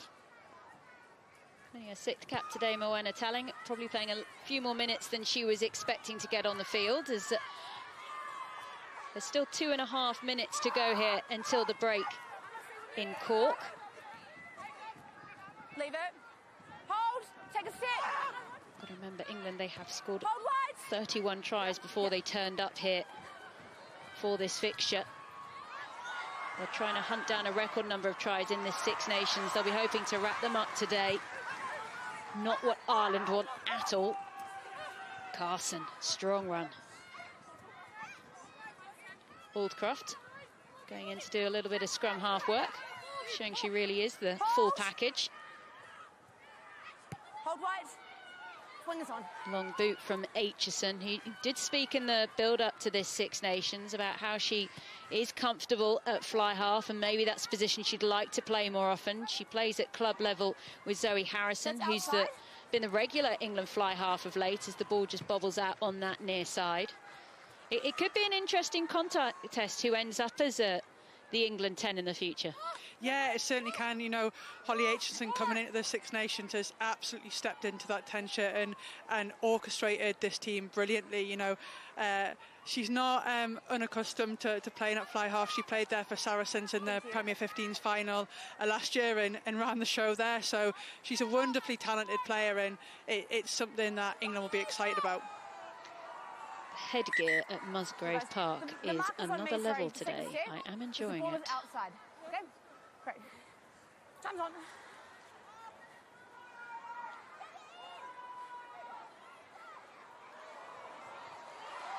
Well, line-out's just a problem generally for Ireland. Hold here. I'm not telling anything you don't know if you've been following this match from the start. Kebay. Hunt then with the spinning pass out wide. Really nice line there on the disguise there by Tuima. Allows Dow to run through. That's 3 green shirts bringing down Abby Dow there. Hunt finds Muir. Clock is against England here if they're going to put try number 6 on the board. Kildun. And that one's gone out of play. They will have time for the line out or not. Nope, they have seen enough. Well, it has been a very one-sided first half of rugby, but also a concerning one for England with a number of big injuries, losing the likes of Hannah Bottomham and also their captain Marley Packer. But at half-time in Cork, it's Ireland 0, England 27. And we knew England were going to score tries, didn't we, today? And they've duly delivered with 5. But Ireland actually, Maggie, yeah, look, they haven't got on the score sheet yet, but they've done pretty well in that first 40, haven't they? Given where their respective teams are in world terms. Yeah, considering before this game, everyone's talking about Ireland were going to be poor and they shouldn't even turn up. Fair play to Ireland. They have really put England under pressure. Yes, they've conceded 5 tries, but last weekend, Ireland missed 37 tackles, and actually it's been a much improved performance so far. Obviously, we want them to put the points on the board, but I've been impressed with their ability and their attitude at the breakdown and just generally across the defence. England just picking up where they left off last week, aren't they, Emily? Yeah, very much so. You know, scoring 5 tries in that first half, some of them with relative ease in terms of how they're moving the ball. Again, the width they have, the speed of the ball from the breakdown, all the things that we've talked about all competition with this England side. Big players standing up. Marley Packer, gutted to see her leave the field, but prior to that, some really big involvements in the game. So, yeah, a brilliant start. Having said that, Maggie, it was a slightly nervy start from England, wasn't it? But Ireland, my goodness, you know, I think they've also had Greg McWilliams' words ringing in their ears about defence, defence, defence, and they were good in that first part. Yeah, top of the show, we talked about this is the area that they can improve on. And look, the first 2 scrums, I mean, Ireland here, talk about the pressure, 5 metres out from a try line, and they win the scrum penalty. Then the second scrum here, England error, you know, engaging before the call and then giving away a free kick. You know, it just shows you here with Ireland, their scrum has actually been pretty impressive. They've really held England out and they've come away with some you know, deserved momentum, if anything. So for me, I think what I've been impressed with Ireland is that they've just not given up. But they've still got to work on certain areas. So, you know, this is a good example, just being able to exit when appropriate. But for me, what I've also seen is that there's been England errors. So here, Aitchison doesn't make the touch. And there's a few other opportunities where England almost missed out, you know, conceding a turnover at the breakdown. So those are things that I think England will want to almost get out of their game. But, you know, generally, as we expect from England, they improve as the game goes on. Yeah, early jitters from England, but they seem to put that behind them. And I think, Emily, we answered the question, which England forward was going to replace Sarah Byrne in those wide channels, and the answer came pretty early, didn't it? Yeah, it's Sarah Beckett, another Sarah. I think, you know, it's such an important part of how England set up and just continue to keep that width and spread across the field. And, you know, we spoke about it pre-show, not just in the back line, but actually forwards doing their part as well. And you can see here, this bit, it's really good build-up play from England. You've then got a winger as first receiver, a winger as second receiver, and Sarah Beckett on the end of it in that wing channel. So again, it's just that multi-phase approach that England have, everybody hands on ball, and the ability that they have to continue to move the ball well. Funny enough, there's one player we haven't talked a lot about in this Six Nations. It's Holly Aitchison for England at fly half, because there was no Zoe Harrison, no Helena Rowland at the start of the championship. She actually looks to the manner born for England in that 10 jersey, and it was a lovely, lovely pass, wasn't it, Maggie, that set up a try for Tatiana Hurd? Yeah, you know, for me, Aitchison, what I love about her, and we've touched on her briefly at the start of the show, and also Sarah Hunter's talked about it in commentary. I mean, she's just natural. She's a natural athlete. She's very smart in terms of the way she plays. She's got good rugby intelligence, but she plays a bit of fly half, obviously. That's such a lovely flat pass there. Look at that. Yeah, I mean, it's just nice the fact that she's able to bring that into an international scene. And, you know, like you've touched on there, her ability to make this really good pass. Watch this here. She misses out 3 players. I mean, and that gives an easy inroad for Tatiana Hurd with all that space, because obviously Ireland are having to work to get back to fill the space that they've just lost. So for me, I like the way Aitchison's just naturally fitting into this squad. And I love the fact that she's been able to take the reins in the absence of, you know, Zoe Harrison, Helena Rowland. She's not had those people around her to help or to hinder. You know, sometimes it's nice just to be able to take the reins yourself and run with it. And she's such a talented footballer, and she's doing a brilliant job at the moment. Yeah, she is. Now let's move on to England's next try. This was just a great team try. You'd have loved to be in this back line, I think, wouldn't you, Emily, for this one? Yeah, absolutely. It was a brilliant team try. They're the ones that you obviously work on all week. You have a start point, and for England, it came from that line out. It came originally, I think, from a not straight from the Irish line out, which then gives them the opportunity. And then it's just that early breakout from Marley Packer. Sarah Beckett, again, such a physical, brilliant ball carrier, hitting that angle on the angle. Tatiana Hurd in support. What an offload that was. And then again, just the recycling ability. She's back on her feet there, Sarah Beckett, to play 9. And then, look, Sarah Hunter mentioned it in commentary. You think for all money Marley Packer's going to crash over from there, but actually it's the smarts. We know England know they've got an overlap. Fix up, pass the ball, and Ellie Kildun goes in untouched. And it's the width as well, isn't it? Like, England's really working to go from touchline to touchline. Then they use their big forwards and Tatiana Hurd as well through the middle, and then they're looking for the offloads. We didn't really see a lot of this from England, I guess, if I'm honest, during the World Cup, but we're seeing much of it now. There's almost like this variation in the way they're playing in their attack, and it's so good to see. Yeah, so talking of Marley Packer, it wouldn't be a game really if she didn't pop up and score a try. She's actually England's leading try scorer now in the Six Nations with 6. She's just always there, isn't she? Ferreting about at the base of these rucks. Yeah, do you know what? She is always hunting for a try, and that's what makes her such a good player. And I think what I like about what she does is that she waits the opportunity, so you can't see it here, but she's off the camera. She finds the opportunity to get out wide and then cuts these lines. And it's almost like you just can't see her coming. I mean, I've played against her many times, and there has been times when I haven't seen her coming.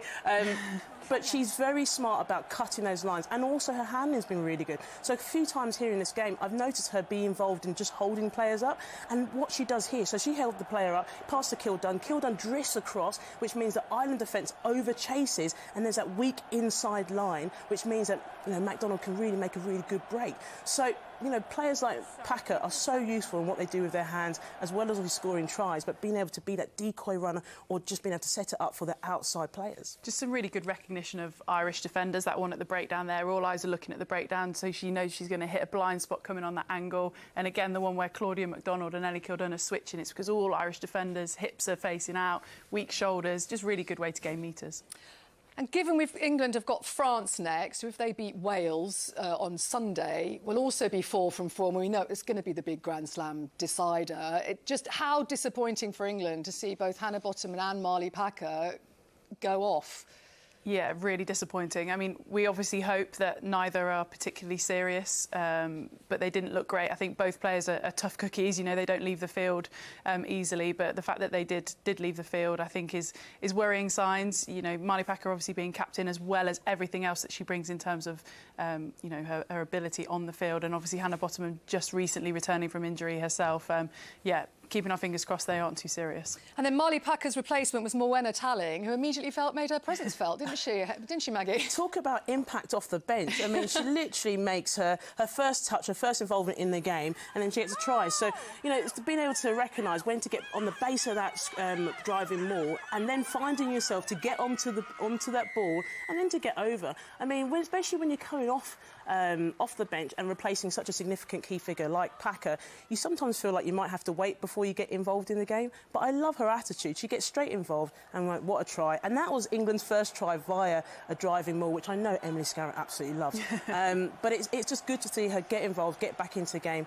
And it's important to also recognise, the likes of Sadia, what she's doing in the line-out as well. She gives England more options, and then the opportunity for them to drive at the back of the line-out.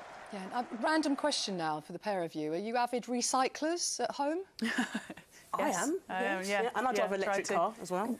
There you go. Excellent. Well done. Because it's Earth Day, and we have a member of this England team who often likes to showcase her green credentials. Let's hear from Claudia MacDonald. I think there's loads of parallels within marginal gains between sport and sustainability. At least that's how I see it. I'm going to show you a little bit about how I'm a little bit more sustainable and a little bit better for the planet.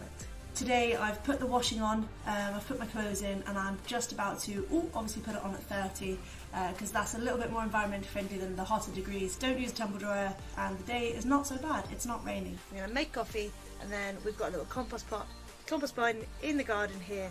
I'm going to go then put all the coffee grounds back into. Not my favourite job. I love the outdoors, but I don't really like all the spiders and the bugs. But they're full in this compost bin. This one belongs to Amber Reid, and I've borrowed it from her. And this one belongs to Tatiana Hurd, and I've borrowed that one from her. If somebody is going to buy a book, just share it round, and then it gets a lot more use out of it. Biggest changes I've made, probably around the products that I use, deodorant, body wash, all of that sort of stuff, toothpaste. They all now, for me, are quite different. There's no plastic in them. They're a bit more sustainable, sort of vegan. The testing around them is particularly good. Like for me, it's just about a few more, just having more awareness around the decisions you're making on a day-to-day basis and trying to be better each day, I guess. Sport is interesting because one, it's not particularly sustainable. It has the amount of travel that it has, and there's a lot of waste in sport. New shirts every single game, etc. But then I think as a platform for change, it's also really good and really, really amazing way that we can affect people. Even me then talking about sustainability here, if I reach 10 people, for example, that's still 10 people that are influenced and perhaps make a few more sustainable decisions than they did otherwise. So I guess it gives a platform for voices to be heard.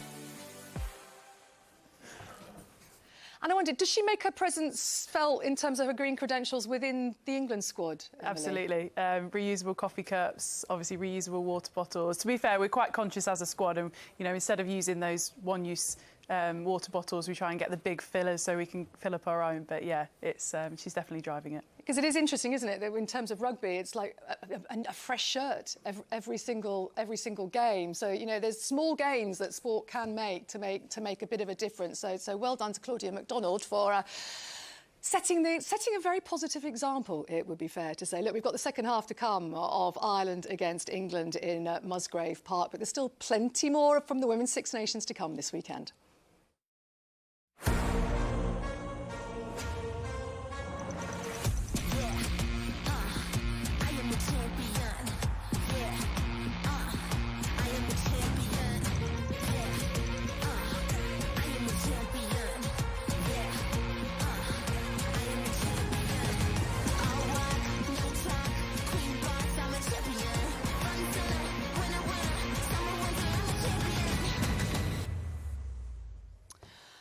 And yes, 2 more matches this weekend across the TikTok Women's Six Nations. It's Scotland-Italy later today on the iPlayer. Can Scotland lift themselves off the foot of the table? That's a 4:30 kickoff.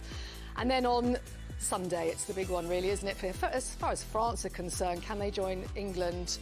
Well, England aren't. Well, they're going to win this potentially, aren't they? But, are they going to be 4 from 4 at the end of this weekend? They play Wales, that's the 3 o'clock kickoff. And then we've got Rugby League, haven't we, in Halifax against Bradford. That's at 6:50 tonight. And also the Women's Football Show. That's tomorrow at 11:30 on BBC One and the iPlayer. Yeah, all roads seem at this stage to be pointing to winner takes all at Twickenham next weekend. Really interesting this. So what is it? 27-0 at half-time. It was 69-0 overall at Welford Road a year ago between England and Ireland. From what you've seen of the Irish in this first half, Maggie, can you see progress made? Because it's very difficult when they're not getting the results. Can you see some small gains for them over the course of this championship? I can, but they are small gains. And you've got to remember, this side is going through its evolution. They didn't qualify for the last Rugby World Cup, so they've not had much rugby as many other teams have had who were qualified for the World Cup last year. And a lot of their players are in sevens as well. So we're seeing small improvements. I think it's really hard. People would say improvement is when you see winning of games, lots of tries scored. And we haven't really seen that from this Ireland side. So I guess we will see the true improvement in this side as the next, obviously the last game of the round will be key for them, and the one which they hope they win. Emily, when you went professional, how quickly did it make a difference to you as an athlete? It takes time, to be completely honest with you. There's so many things in your life that change as an individual and coming together, obviously, as a team as well. It does definitely take a little bit of time, but they're on the path now, and hopefully, they'll get there. OK, well, we'll have the second half very shortly. Probably, as far as England concerned, we might just see them crossing that whitewash again. Well, the time for talk is over. It's just 15 women against 15 playing a sport that they all love. Beckett with the touchdown in the corner, 2 minutes on the clock.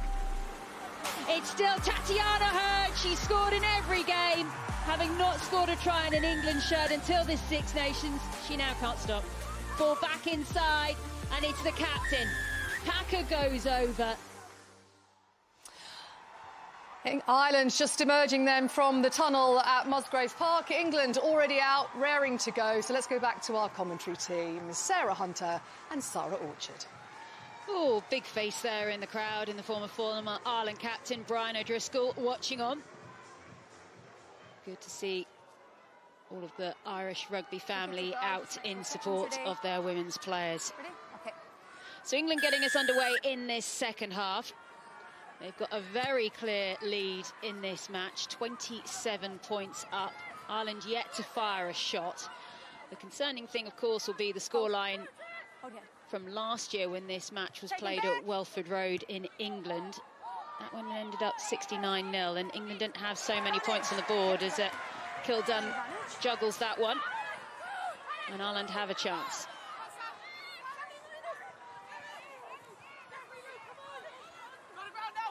Oh, a big push back there for Derval Nekavard.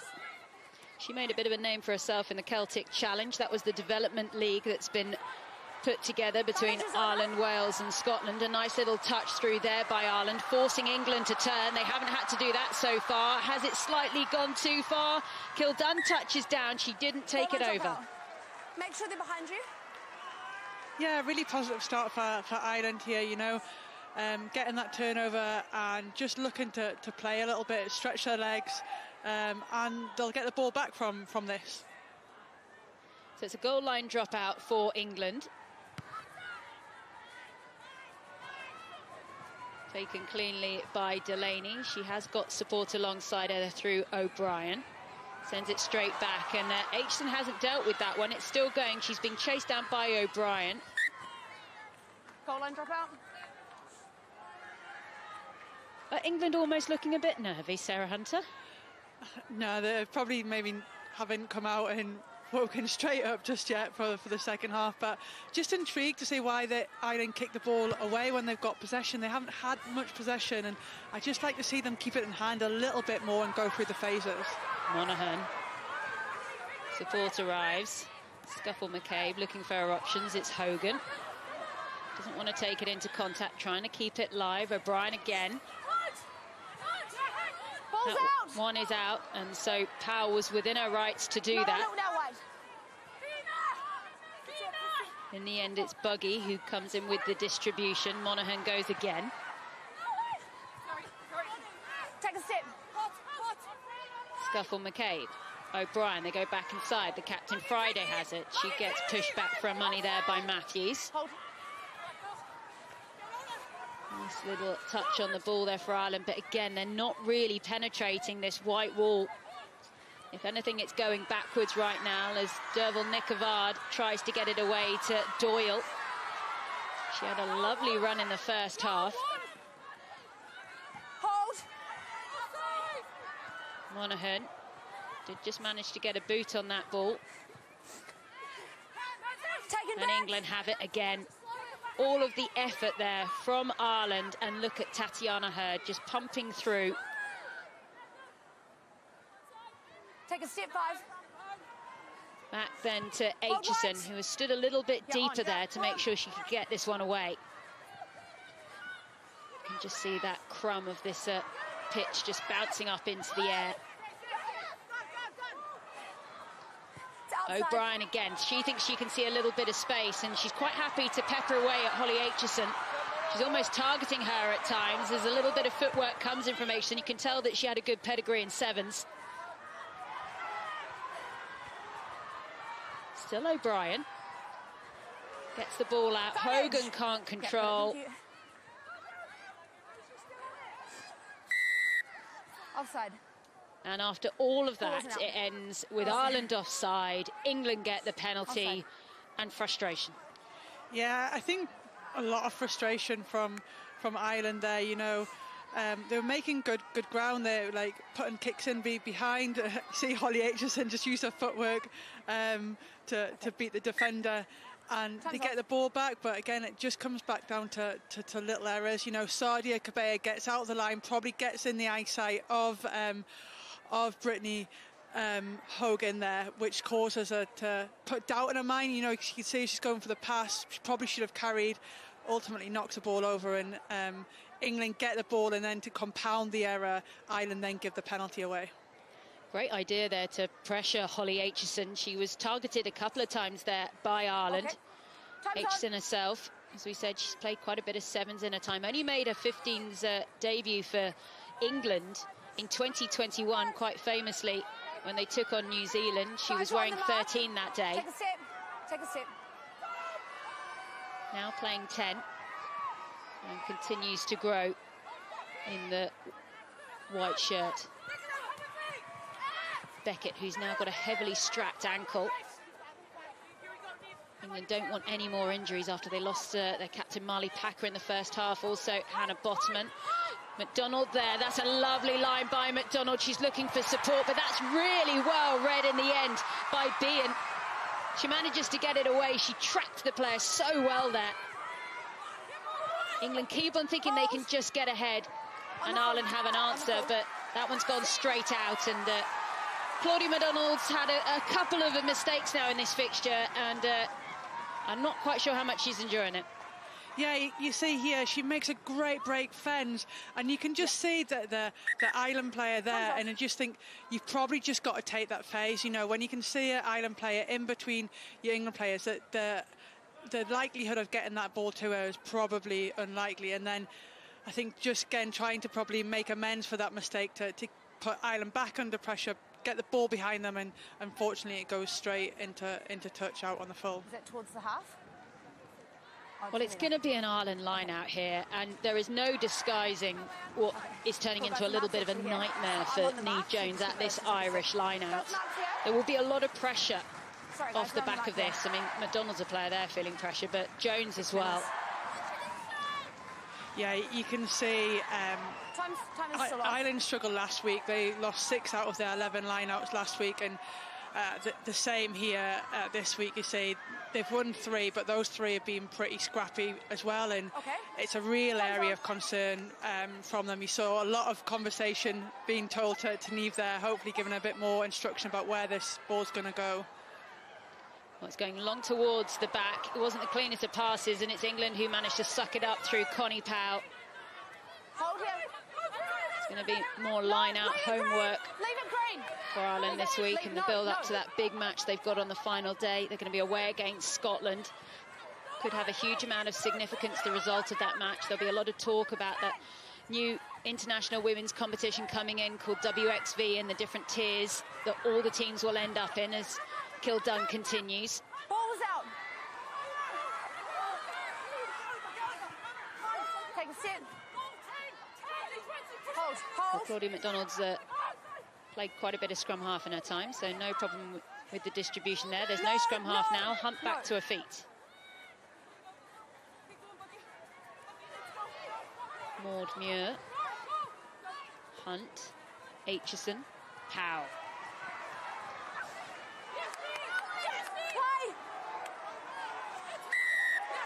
Well, that was well won in the end by Ireland. England not happy to deal with the ball. A little bit of afters there as well. Apologies for any language, you might have just heard that. Yeah, Niamh Jones and Connie Powell know each other very well. Both hookers, both at Gloucester Hartpury, so they're going head-to-head today. And whilst Niamh Jones is struggling at line-out time, she's certainly making up for it in the area, getting over the ball there. Yeah, saying Niamh Jones there, she plays at Gloucester Hartpury. She's a hooker here for Ireland. We've seen already that Connie Powell's a Gloucester Hartpury hooker. If you've been watching Wales recently, you know there's another hooker there in Kelsey Jones. That's a lot of international hookers at one club. It is, you know, and Sean Lynn has certainly got his work cut out to manage them all. They've been on a rotation policy throughout the league so far, but as we head towards the back end of the competition, he's probably going to have some decisions to make around who will be his first choice hooker. As Ireland just clear that ball away, they're going to line up another line out for Jones here, and she does often end up playing in the back row sometimes. Yeah, she does, as do all of them actually, but you think when a line out's struggling, go with tempo, try and beat the opposition there, so actually you can go before they're set. They've gone to the front there, which is probably a really wise idea, really smart to get in and get up before defence can get there. Well, the big cheer went up there because the line-out functioned. The problem is what's happening afterwards. They need to get that ball moving forwards, not backwards. A little bit of electricity just going around the crowd there each time that Aoife Doyle puts her hands on the ball. O'Brien unable to take that one cleanly, so Christy Haney steps up. Only her second test start. Her first was against France earlier on in the Six Nations. From a line-out that was on the halfway, Ireland had to do something different there, and it's Kildun who has it for England. And she's running circles at the moment around these Irish players. Niamh Jones is the one who grabs her in the end. Cabea.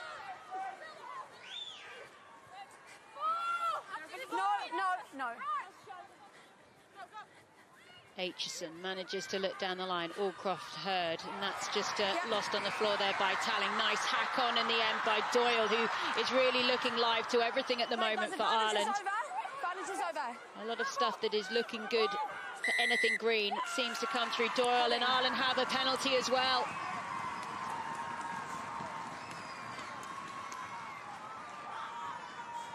Lots of slaps and encouragement there. Yeah, it just comes from Tatiana's sort of error in her pass, you know, really struggling for Moana Talling to pick that up off her toes. And the kick through by Doyle, and then the turnover, they really look the second half to be really attacking the English breakdown. You know, it's got to be a key area that where you're going to stop them. It's going to stop them from getting quick ball, and we've seen that in this half here. Well, Doyle was one of the players who's survived really over the years. She was a winner when Ireland last won the Six Nations back in 2015. She's been away, she's been playing a lot of sevens, but now back focusing on the 15-a-side game again.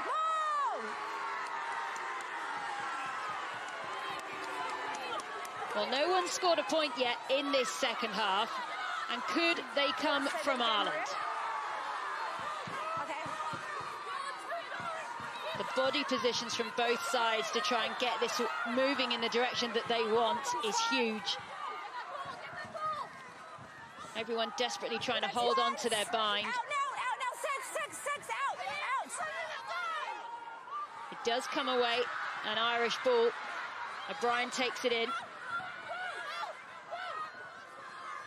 Monaghan. Scuffle McCaig finds the captain Friday. They need it quicker, they don't want it slow.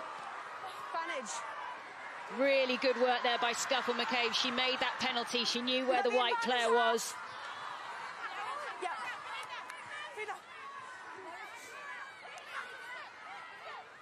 Monaghan again. New advantage! That's another advantage then for Ireland. They've got two to choose from. Moore.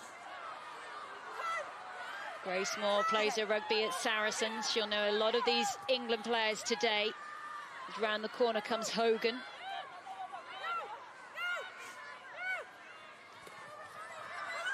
Well, running in there was Aoife Dalton from the back line, just to add a little bit more to the effort as they try and just hack through. Cool, so we've got an offside in the middle of the field here, or we've got a tackle not roll from 8. Okay. Yeah, great pressure building from Ireland, you know, going through the phases, that maul that got them, you know, really smart play to keep going to the front. You know, the last two lineups have won. They've got Nicola Friday coming to win it. Just forcing England to make errors, you know, they're not rolling away quick enough, which just allows now Ireland to be 5 metres out, and let's see what they can do here with the maul, which has been successful once they've won their line out. Well, if ever there was pressure on a line out, and there's been a lot of pressure on Ireland's line out so far, it's this one right here, 5 metres out from the England line. There's a hand in there from England, not to be, and they will ship this as quick as they can. McDonald took that one. It was a tough take as well, as Kildan has it. She sends it forward. You're in front.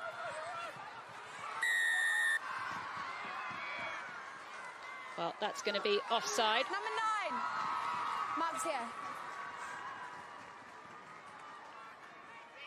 Yeah, it gives Ireland another chance, you know, when you need your line out to function as 5 metres out, and they just seem to revert away from where they've been successful. You know, like I said, the last two line-outs, they'd won at the front, and they just seem to go to the back. And Sadia Kabea, up she popped in and got the turnover in a vital position for Ireland. But they've got another shot. We'll see where they go this time. Scrum here. Well, that's another mistake there from Ireland. Yes. So frustrating. So that one went out. So they're going to have to now have a scrum. 12 and 13. And it's simple execution. If you're not confident of getting it that close to the post, as these players now come on for England, I mean, this is what's worrying, is that when England make the changes, they're just bringing on Amber Reid, Helena Rowland, Also coming onto the field is Delaney Burns. It's just more strength for England.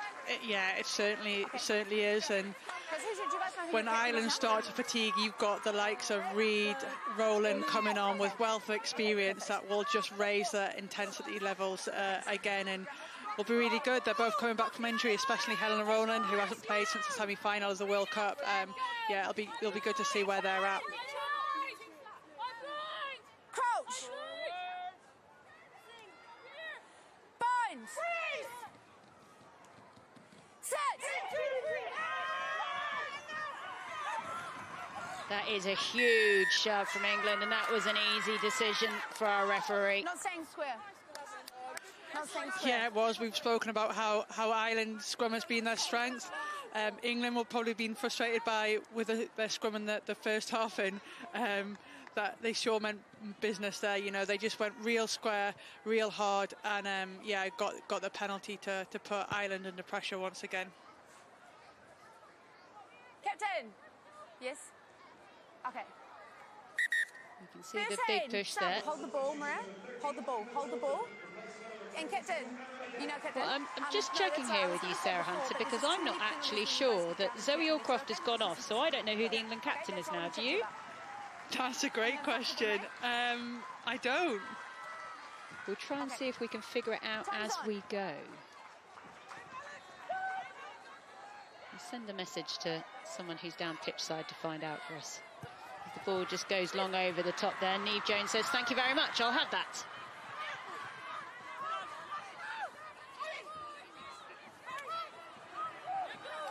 Nicola Fryling. No, leave it! It may well be Amber Reid. That would be my That's your guess. My guess. Right then.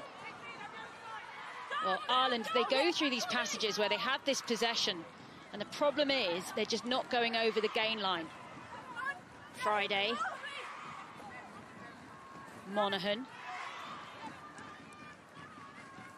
They can hold on to it, it's just backwards. It's just relentlessness from England to get off the line, get forward. You see the line speed there. They've got to the gain line before Ireland have, which means there's only one way Ireland are going to go, and that's backwards, coupled with loose balls. And it makes it really hard for Ireland to make any ground when they're attacking. Well, and it often results to that solution of O'Brien having to send it down to Ireland and Kildunn saying, OK, let's go. Well, offside from the kick as well, which does absolutely no favours to Ireland. The big positive in all of this so far, despite Ireland, that they are playing better, but they're going backwards a lot of the time, there's been no score yet in this second half. Yeah, there hasn't. You know, that we're 15 minutes in and neither team has scored. So Ireland will take that as a win, no doubt. England will be frustrated that, like, errors have crept into their game. They haven't really clicked in this second half, and we'll be looking as the remainder of this game to make sure that they start to gel in, probably get more points on the board. Well, Joe Brown, who just came on there for Grace Moore, who you can see is going off the field now. I just want to have a quick chat. Joe Brown won 7 caps for England in her time. Could have played alongside her.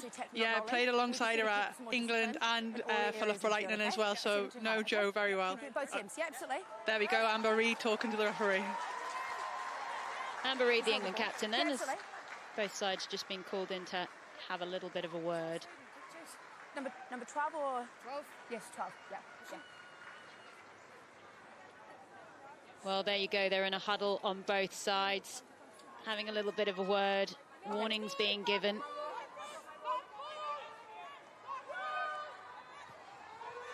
Pow. Well, that one's not found the target, but Carson was alive to it. Take a step. Will England start fizzing again as Powell takes it into contact? Talling. Hunt happy to keep that ball in the centre of the field as Rowland goes on. It's a big moment for Rowland getting involved here. Two through the middle. Injured for England in their World Cup semi-final.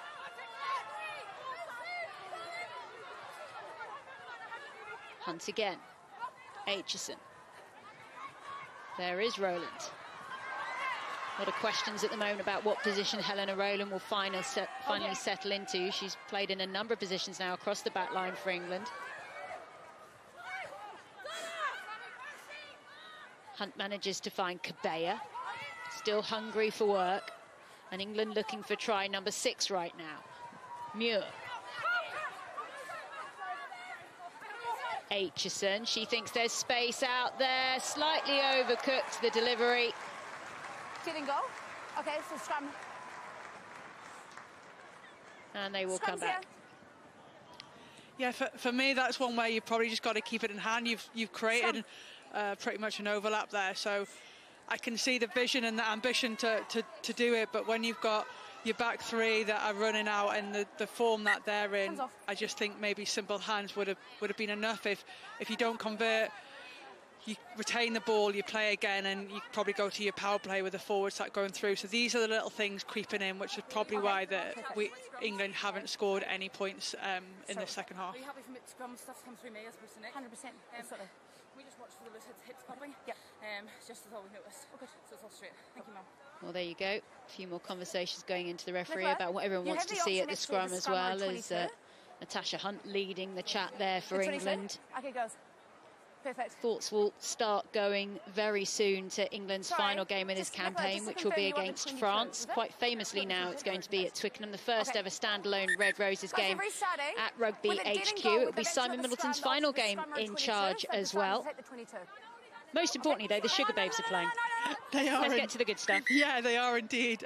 Looking forward to the half-time entertainment, which will hopefully match what the game will provide for us. You know, it's a world record crowd already. Over 50,000 tickets have been sold, and you know, who knows how many will be sold in the final week. But it's a great occasion for all to be involved in. I'm looking forward to seeing your world-renowned dance moves. Been told a lot about them, Sarah Hunter. They'll be certainly behind closed doors. Right then, Ireland with the restart then from the 22. Dowd just keeps her tiptoes inside of the whitewash there. Hunt manages to find Sarah Beckett, who is playing this game like it's her last. Very impressive today. Play backwards. And there was all sorts of knees and things flying in there on the floor. Offside. So Ireland are getting their opportunities there.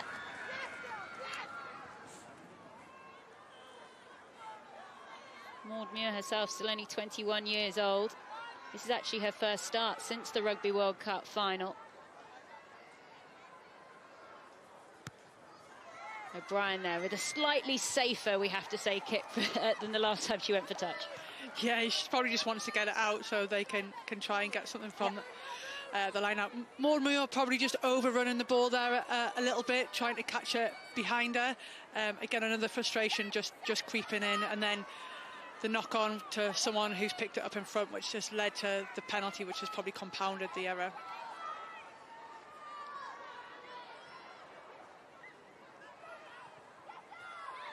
Jones, Friday has the ball, and they get it away quickly through Derval Nekavard. Well, Belvedere and Munster players done well. Already a penalty. Okay, thank you. And she's still going. A lot of people excited to see where she goes with her rugby career as O'Brien goes forward. And they're going to come back for that penalty. Would there be any temptation here, Sarah, as a captain at some point to look at the post for Ireland just to get something on the board, or is it just pointless when a team is that far ahead? I think it's really difficult. We're not in the position Ireland have been in the last few weeks. For me, you'd be looking at tries, but for them, getting some points against England might be a real positive, and it's probably something that they've spoken about in the week, so their leadership team know exactly what they want to do when they get into these situations. Well, again, a player nobody wants to see go off the field there is Derval Nekavard. Yes. This was her last run. Okay. But you can just see there that twist of the shoulder. We said she made a name in that new tournament, the Celtic Challenge, created by Scotland, Wales and Ireland. It's designed as a tournament, basically, as the stepping stone up to international rugby. She really impressed in that. A number of other players as well. Time's on. Might get to see Syed McGrath come off the bench shortly for Ireland as well. She was another one that really stood out. Yeah, she's been a real shining light in this Ireland team. Regardless of how the game's going, she's been relentless, and she's just worked all the way through the game, defending and especially ball in hand. Bit of a tussle there in the air, but... Jumping across. And Ireland are getting the rub of the green here now, and I think England have to be a little bit careful. There's a number of penalties now, a succession of them. Yeah, you've just got to be careful when you go from the line out to compete for the ball. You can't go across the mark, and you can't make contact with the opposite jumper. So, yeah, you just have to be real careful. That balance of wanting to compete. You see Alex Matthews goes up. She's linked the arm of Nicola Friday, made contact in the air, and it's an easy decision for the referee to give. Well, Haney gives the whisper to Jones, through the fingertips, and once again, it's a familiar story. Sarah Byrne onto the field and powering on. Beckett, lovely offload as well in the tackle as Matthews now goes forward. England just need quick ball. Out it comes in the end to Rowland. She straightens, but it bounces off Dow. You don't see that often. And it's advantage to Ireland. Well played in the end by Behan, who was right up in Dow's face. Monaghan. England silent so far in this second half by Ireland. Guys, it's no advantage. Great. Yeah, they'll be frustrated by the errors that have crept in this second half. You know, it is something you're not accustomed to. You know, the ball to Abby Dow, and normally you see Abby Dow in those moments catching the ball and running through about 5 defenders, but she probably just hasn't got her hands up quick enough or taken an eye off it, which has just allowed it to hit her in the face. Greg McWilliams looking on with John McKee. I know that this has been an improved performance in the second half, but thoughts already going perhaps to that final match against Scotland. It'll be the final match of the final game of this women's Six Nations, Scotland against Ireland. It's a 7:30 kickoff, that one, at the Dan Health on Saturday, week today.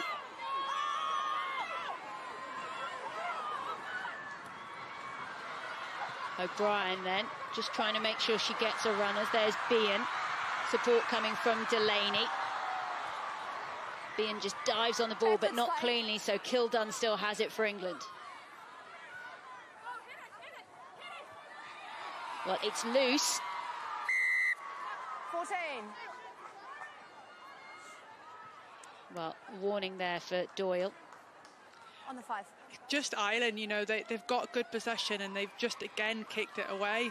And then not only that, they've then compounded an error once again and given a really easy out for England. You know, they've been putting them under pressure. It looked like a really good attacking option, and there I can see what Delaney's trying to do, but you just think, let's try and keep possession. Let's try and build some momentum in England's 22. Well, ball away. Down on the floor goes Byrne. Sarah Byrne has been spending a lot of this Six Nations hanging out on the wing. Doing it in quite impressive style as well. Crossfield kick comes in the end. Not quite crossfield, more down the middle of it from Aitchison. A couple of knock-ons in there. And then by White. White scrum. Okay. This really has been a scrappy game from both sides, and I don't think either side, you know, England highly likely to win it despite them not scoring a point yet in this second half, but I don't think either side are going to come away at all satisfied. No, certainly not. You know, you look at Ireland, they've had 3 opportunities 5 metres out from the England try line and haven't secured their own line out to put pressure on. They've had opportunities, their missed tackle count, the unforced errors, and then you look at England will disappointed 24 minutes into a second half and haven't scored a single point in this, and it's come relatively from like errors of their own doing. You know, forced passes or like not getting bored of what they're doing. They just need to stay on task and go through their process, which I'm sure they spoke about. And it's certainly something that will frustrate them, and they will need to make sure that they look out ahead of the France game next week. Well, that's Elsa Hughes, who's come on now for Ireland. She's got no number on her back. She wouldn't have been expecting to play in this fixture. Nicole Cronin picked up an injury in the warm-up. Huge frustration for Cronin because she'd only just come back from injury. Never actually made it onto the park. There's another change at scrum half as well, this time for England, as Hunter's now gone off, and on in her place is Lucy Packer. And that one's gone forward through England. Hughes then with the distribution. Monaghan takes it on. Hold here. Hughes with the ball back to O'Brien. Must remember that O'Brien is fly half Ireland. She's only 19 years old. She actually played for Ireland before she played for Leinster. Young woman on a big stage with a big boot on her as well.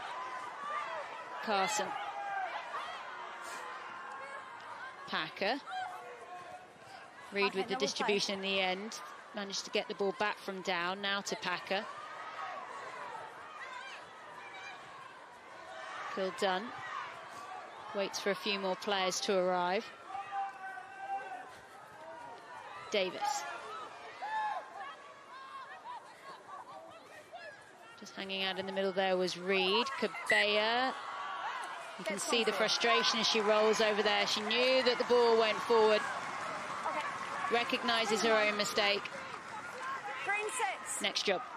Yeah, it just looked, and I know we'll say on our replay, but it just looked like she tried to force an offload maybe, which has then led to this. You look at the handling errors there by England, 11, which for them will be really frustrating here. You see she's made the tag. She looks to get to the ground and to offload it. The way the game's been going, that's one you just need to keep a hold of, to place it back, to go through an extra phase. Because this is what's creeping in, this is what's adding to the frustration, this is what's allowing Ireland back into the game. Well, Hannah O'Connor there, you can see they're fresh onto the field. Made a debut back in 2019. Leinster woman. And again, another forward who can kick. They're not averse to this in Ireland. I do believe there's quite a famous kicking video that does the rounds between Emily Scarrett and Hannah O'Connor on the internet, if you ever want to watch it. Find out who comes up on top of that one.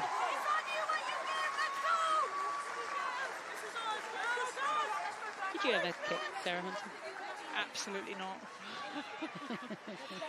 Probably went further backwards than it would do forwards.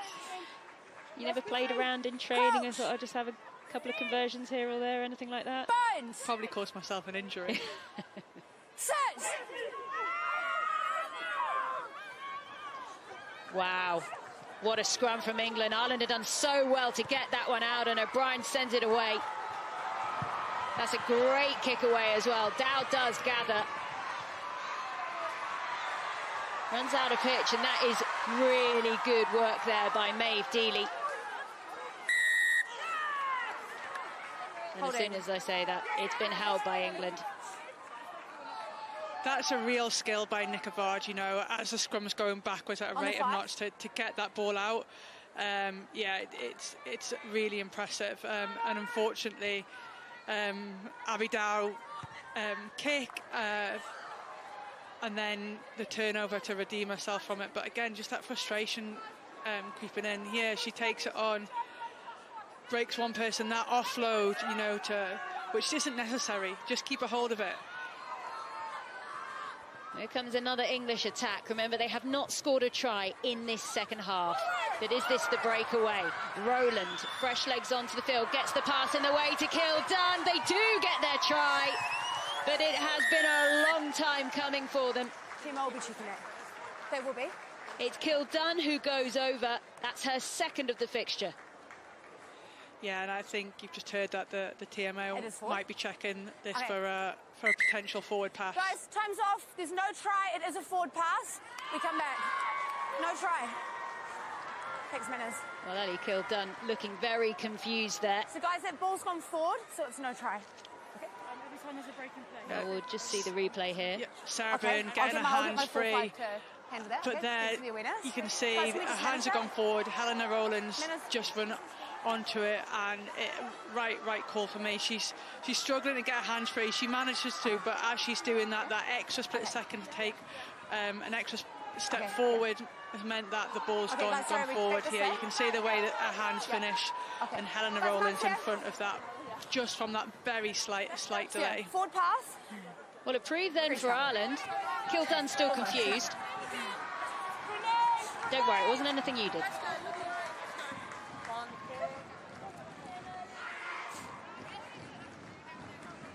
Ellie Kiltan actually started out playing a bit of rugby league before she moved into rugby union. Nothing wrong with playing a bit of rugby league, is there, Sarah Hunt? It's how you started out? Absolutely. I think we've seen a lot of crossovers between league and union, and it's certainly, for me anyway, embedded the foundations and the skill set needed for a rugby player of any code. Crouch! Bind! I have you, Christy. I fucking have you, Christy. Set! Oh, that big push again from England. That's only going to be a penalty. It's still going, and kept in at the back there by Alex Matthews the whole time. Pulling out, not staying square. That's not easy either. Absolutely not, and I think, you know, they've just come to life in the second half in the scrum, and, you know, Catherine Buggy got herself into all sorts of difficult positions, getting picked up there by her opposite number, and to get the scrum. And we'll see if England can convert this pressure and maybe just click into some sort of rhythm and continuity as they see out the last 10 minutes of the game.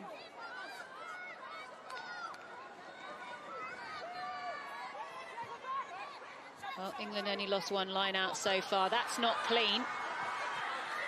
Lucky that there was someone to do a bit of a tidying job there as Reid goes forward. Loose ball, that's come off feet. The knee, play on.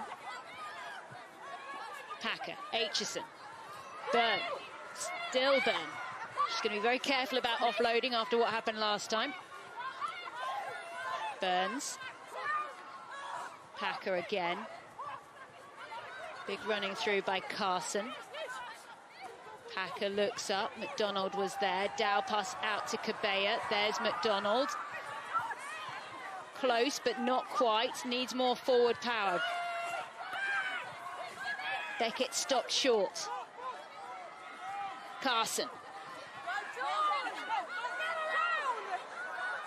England going to have to test all their patience as it's Reid. Finally, the phases come together, and England do get their 6th try. It just shows you what England can do when they keep it really simple and recycle the ball. You know, there's nothing fancy about any of that in the build-up to this try. You know, good hands from Sadia to Claude. She's kept the ball. This is what I meant in this first half and early second half. They were forcing that pass. You know, recycled. Holly Aitchison with that Amber Reid coming on that short line. Really strong, really direct to get the try. And maybe now in this last sort of 8-9 minutes of the game, you'll see England revert back to that simple rugby that when they do it so well, it's really unstoppable. Rowland, first attempt is good. And here we go. This was the effort again. Amber Reid, we have to say, quite an incredible rugby journey that she's had as well. Another player who missed out on the Rugby World Cup and has had a huge amount of injuries as well in her time. She was actually told at one point to quit rugby, but managed to find a way and rest her body in a way that she could continue. Yeah, she's an incredible person. You know, she's been so unfortunate with injuries throughout her whole entire career, but to keep coming back, to keep finding a way, especially when you're told that you should probably stop, is a credit to her. And she's a fantastic player, and it's great to see her back out again, injured in that first game.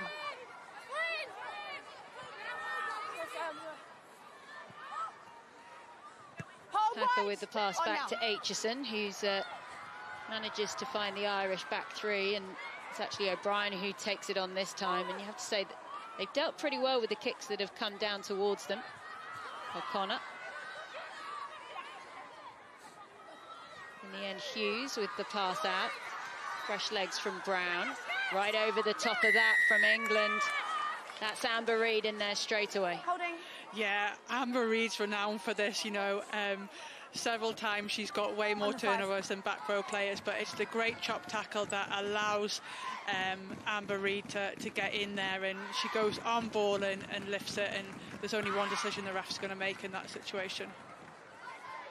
Well, anyone who was talking in the build-up to this fixture that this might be 100-0, it's fair to say Ireland have turned up today. You might be looking at that scoreline if you just joined us and thinking, oh, that's pretty one-sided. Yes, it is, but it's not as one-sided as many expected it to be.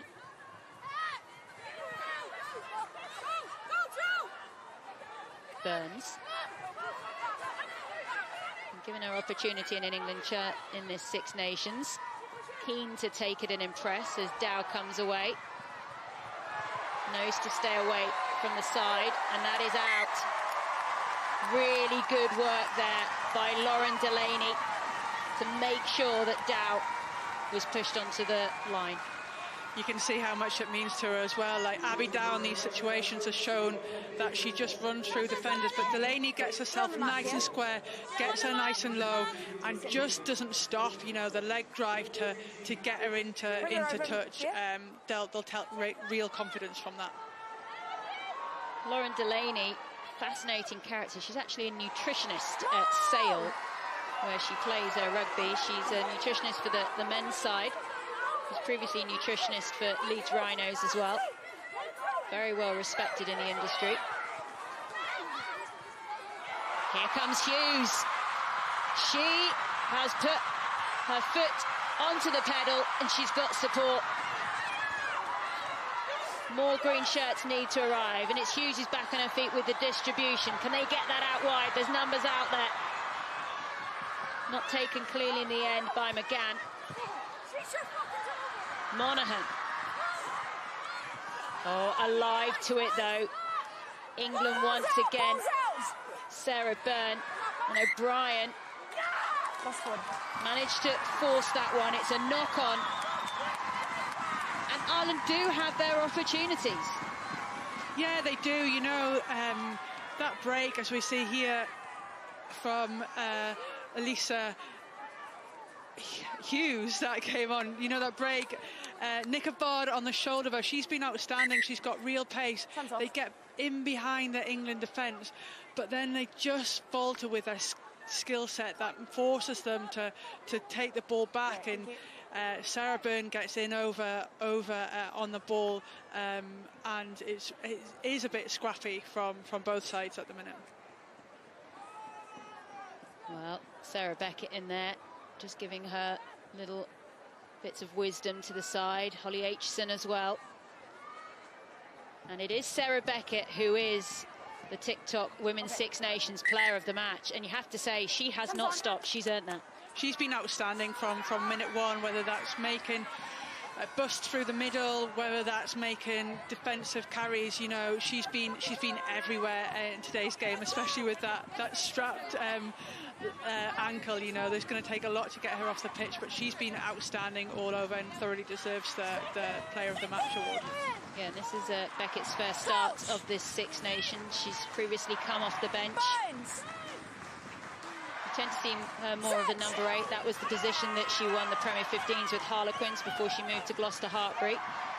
But again, the scrum.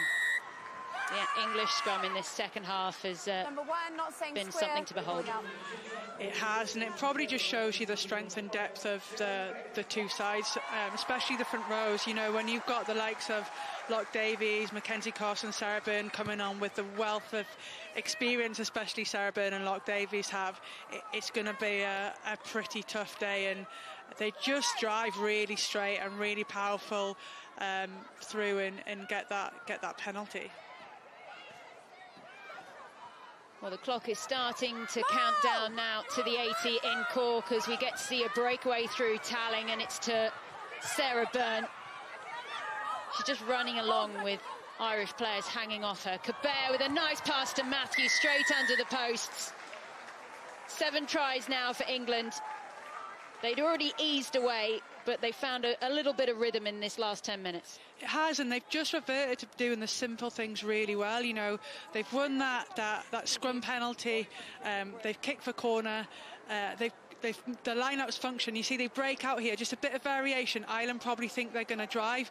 Moena Tallinn makes a great break, off loads to Byrne, who drives, and then Alex Matthews is there on the next phase under the post. It's that great tip on by Sadi Kabea. All the defenders are on her, and Alex Matthews comes full speed, and there's no stopping her from that far out.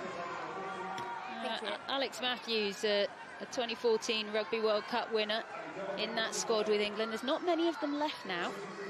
Marley Packer, she was another one on the team sheet that day in Paris. But not many left now, Sarah Hunter. No, there's not a few, obviously. Natasha Hunt, Amber Reid, two others that have been out there today, but the few and far between now. I believe there's just under 2 minutes left. Okay. There you go, late change there for Ireland. You just saw flash up on your screen. Christy Haney has come off, and Cy McGrath is now on. See if that makes any impact on the scrum at all. Yeah, just check. There's O'Brien there, just waiting to decide what Ireland can do as they defend off this English scrum.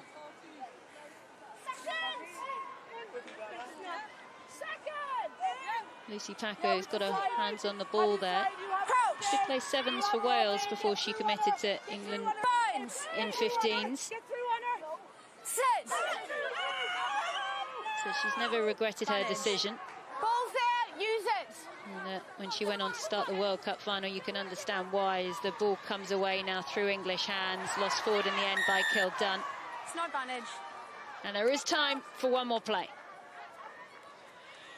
Yeah, that probably just sums up how England have played today. You know, just unforced errors creeping in. That's just stunted their attacking platform that we've seen like really flourish in other games.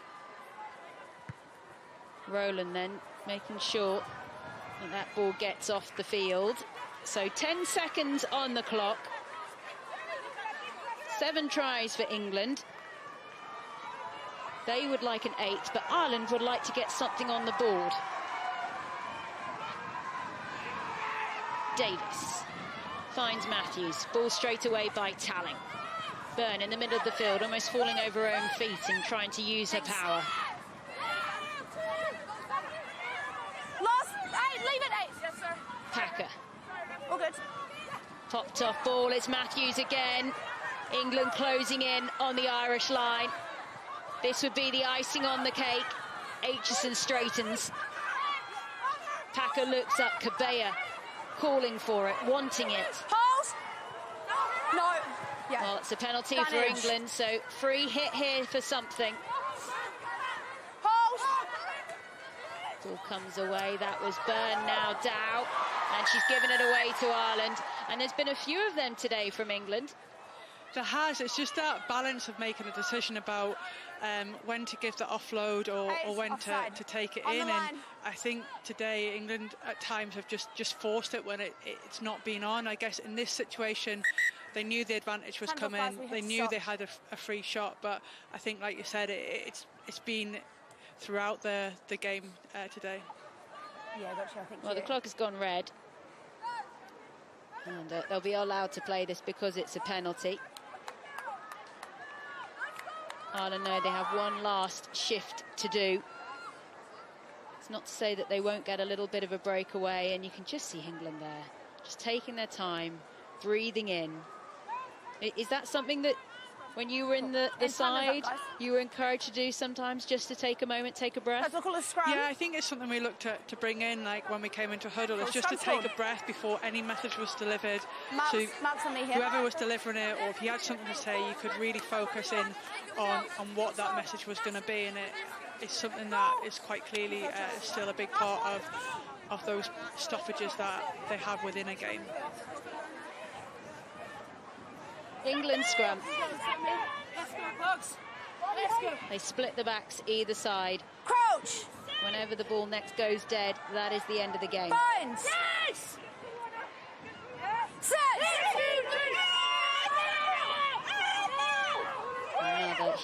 huge push from England. I mean, they're still going through Matthews, still going. She's controlling round the corner. That's on the line. Try number 8. That will be the end of the game. Try there. On the And line. Alex Matthews scores again. Yeah, that's it. That's the game. Yeah, she does, and she'll be thanking front row and second rows for that, you know. But it's an incredible skill set to be able to control the ball going full speed like that, especially when it's twisting and turning in front of you and you're not quite sure how far to the line. But for the English scrum to go that far, you know, it's not a 5-metre pushover by any stretch of the imagination, and then the control for Alex to pick the ball up and to power over is brilliant there. Helena Rowland then with the last actions of this match. Everyone thinking about going to the fun fair afterwards.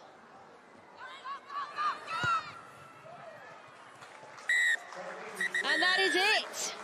Well, it was always expected to be an England win, but I don't think anyone was expecting it to be such a tough afternoon. But it is Twickenham now calling for the Red Roses. The Grand Slam is on. Ireland, plenty of thinking still to do. Plenty of changes in how they operate and work. No doubt will be going on behind the scenes. As England just give each other their congratulations. Ireland as well. Sadia Kabir happy there. And all of the sides just knowing one round left to go.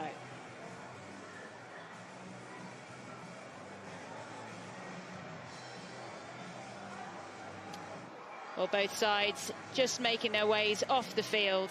But full time in Cork. Ireland 0, England 48.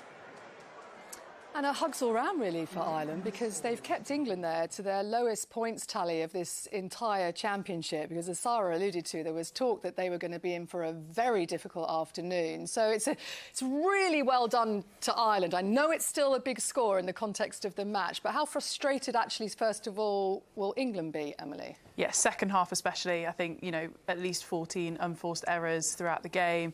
Second half, just giving away penalties, forced into that by Ireland, definitely, but just a little bit loose with some of the skills, catch-pass stuff, just weren't as clinical and not as used to the England that we're used to seeing. I think we ended up with 18 unforced errors, actually, in the game, which, like, that's a huge number in any game, let alone when you go then to take on bigger and better opposition in France, you won't get away with it.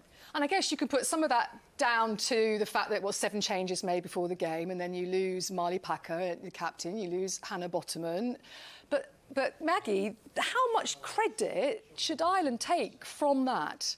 Should take a lot. I mean, look, the scoreline doesn't look great, but I mean, we talked at the start of the show about, you know, Ireland needing to improve their defence. They missed 37 tackles last weekend. And in the first half, they ended up 43 tackles. But if you think about this Ireland side, we wanted to see some good, quick wins. And I think we started to see that. They did some really good bits and played well in patches. Look, they really stretched England a few times. They forced England having to play out of their 22. They asked England questions, which they didn't really do, I feel, in the last 3 rounds against other teams. So I do feel like this Ireland side is showing some improvements. I mean, you asked me that at half-time, what improvements have we seen from Ireland? And I think we're starting to see a little bit. You know, when the opportunities are on, they are playing, they're challenging England, but at the same time, they're probably not executing or I guess, seeing off those opportunities when they come.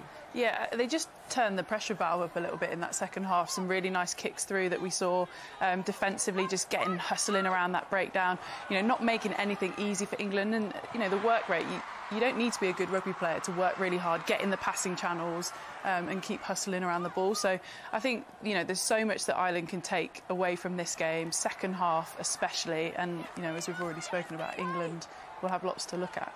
Yeah, a few of those Ireland players at the end there had very pink cheeks because, boy, have they worked hard, and it shows how hard they've worked by the scoreline. We have to remember, 69-0 at Welford Road last year, 48-0 this year. I think it's just a shame Ireland didn't get over the try line or get points on the board.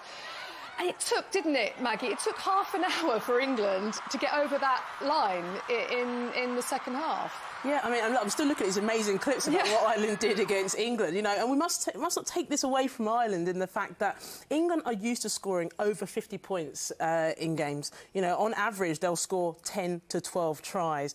And this Ireland side, throughout the week, everyone's saying it's going to be a cricket score, they shouldn't play in this match. But, wow, they turned up today, and that second half in particular, that's when they turned up. Like you've already touched on, I wish the scoreline probably reflected that, but I feel really we should, you know, take our hats off to Ireland, and I'm seriously looking forward to seeing what they do against Scotland next weekend. When you look at these two teams and you consider England have been professional for 5 years, this is their 5th year, Ireland first year, is that good enough from an England team? I don't know if I'm going to answer the question because Emily's still in the setup, so she can't say anything negative about England. But look, I think for this England side, they are professional. They've been professional for a very long time. There has been some changes, obviously, for this match. So it wasn't going to be a perfect performance. I don't think any of us were expecting a perfect performance. But after the 3 performances they've put down so far, I was expecting more from England than we saw today.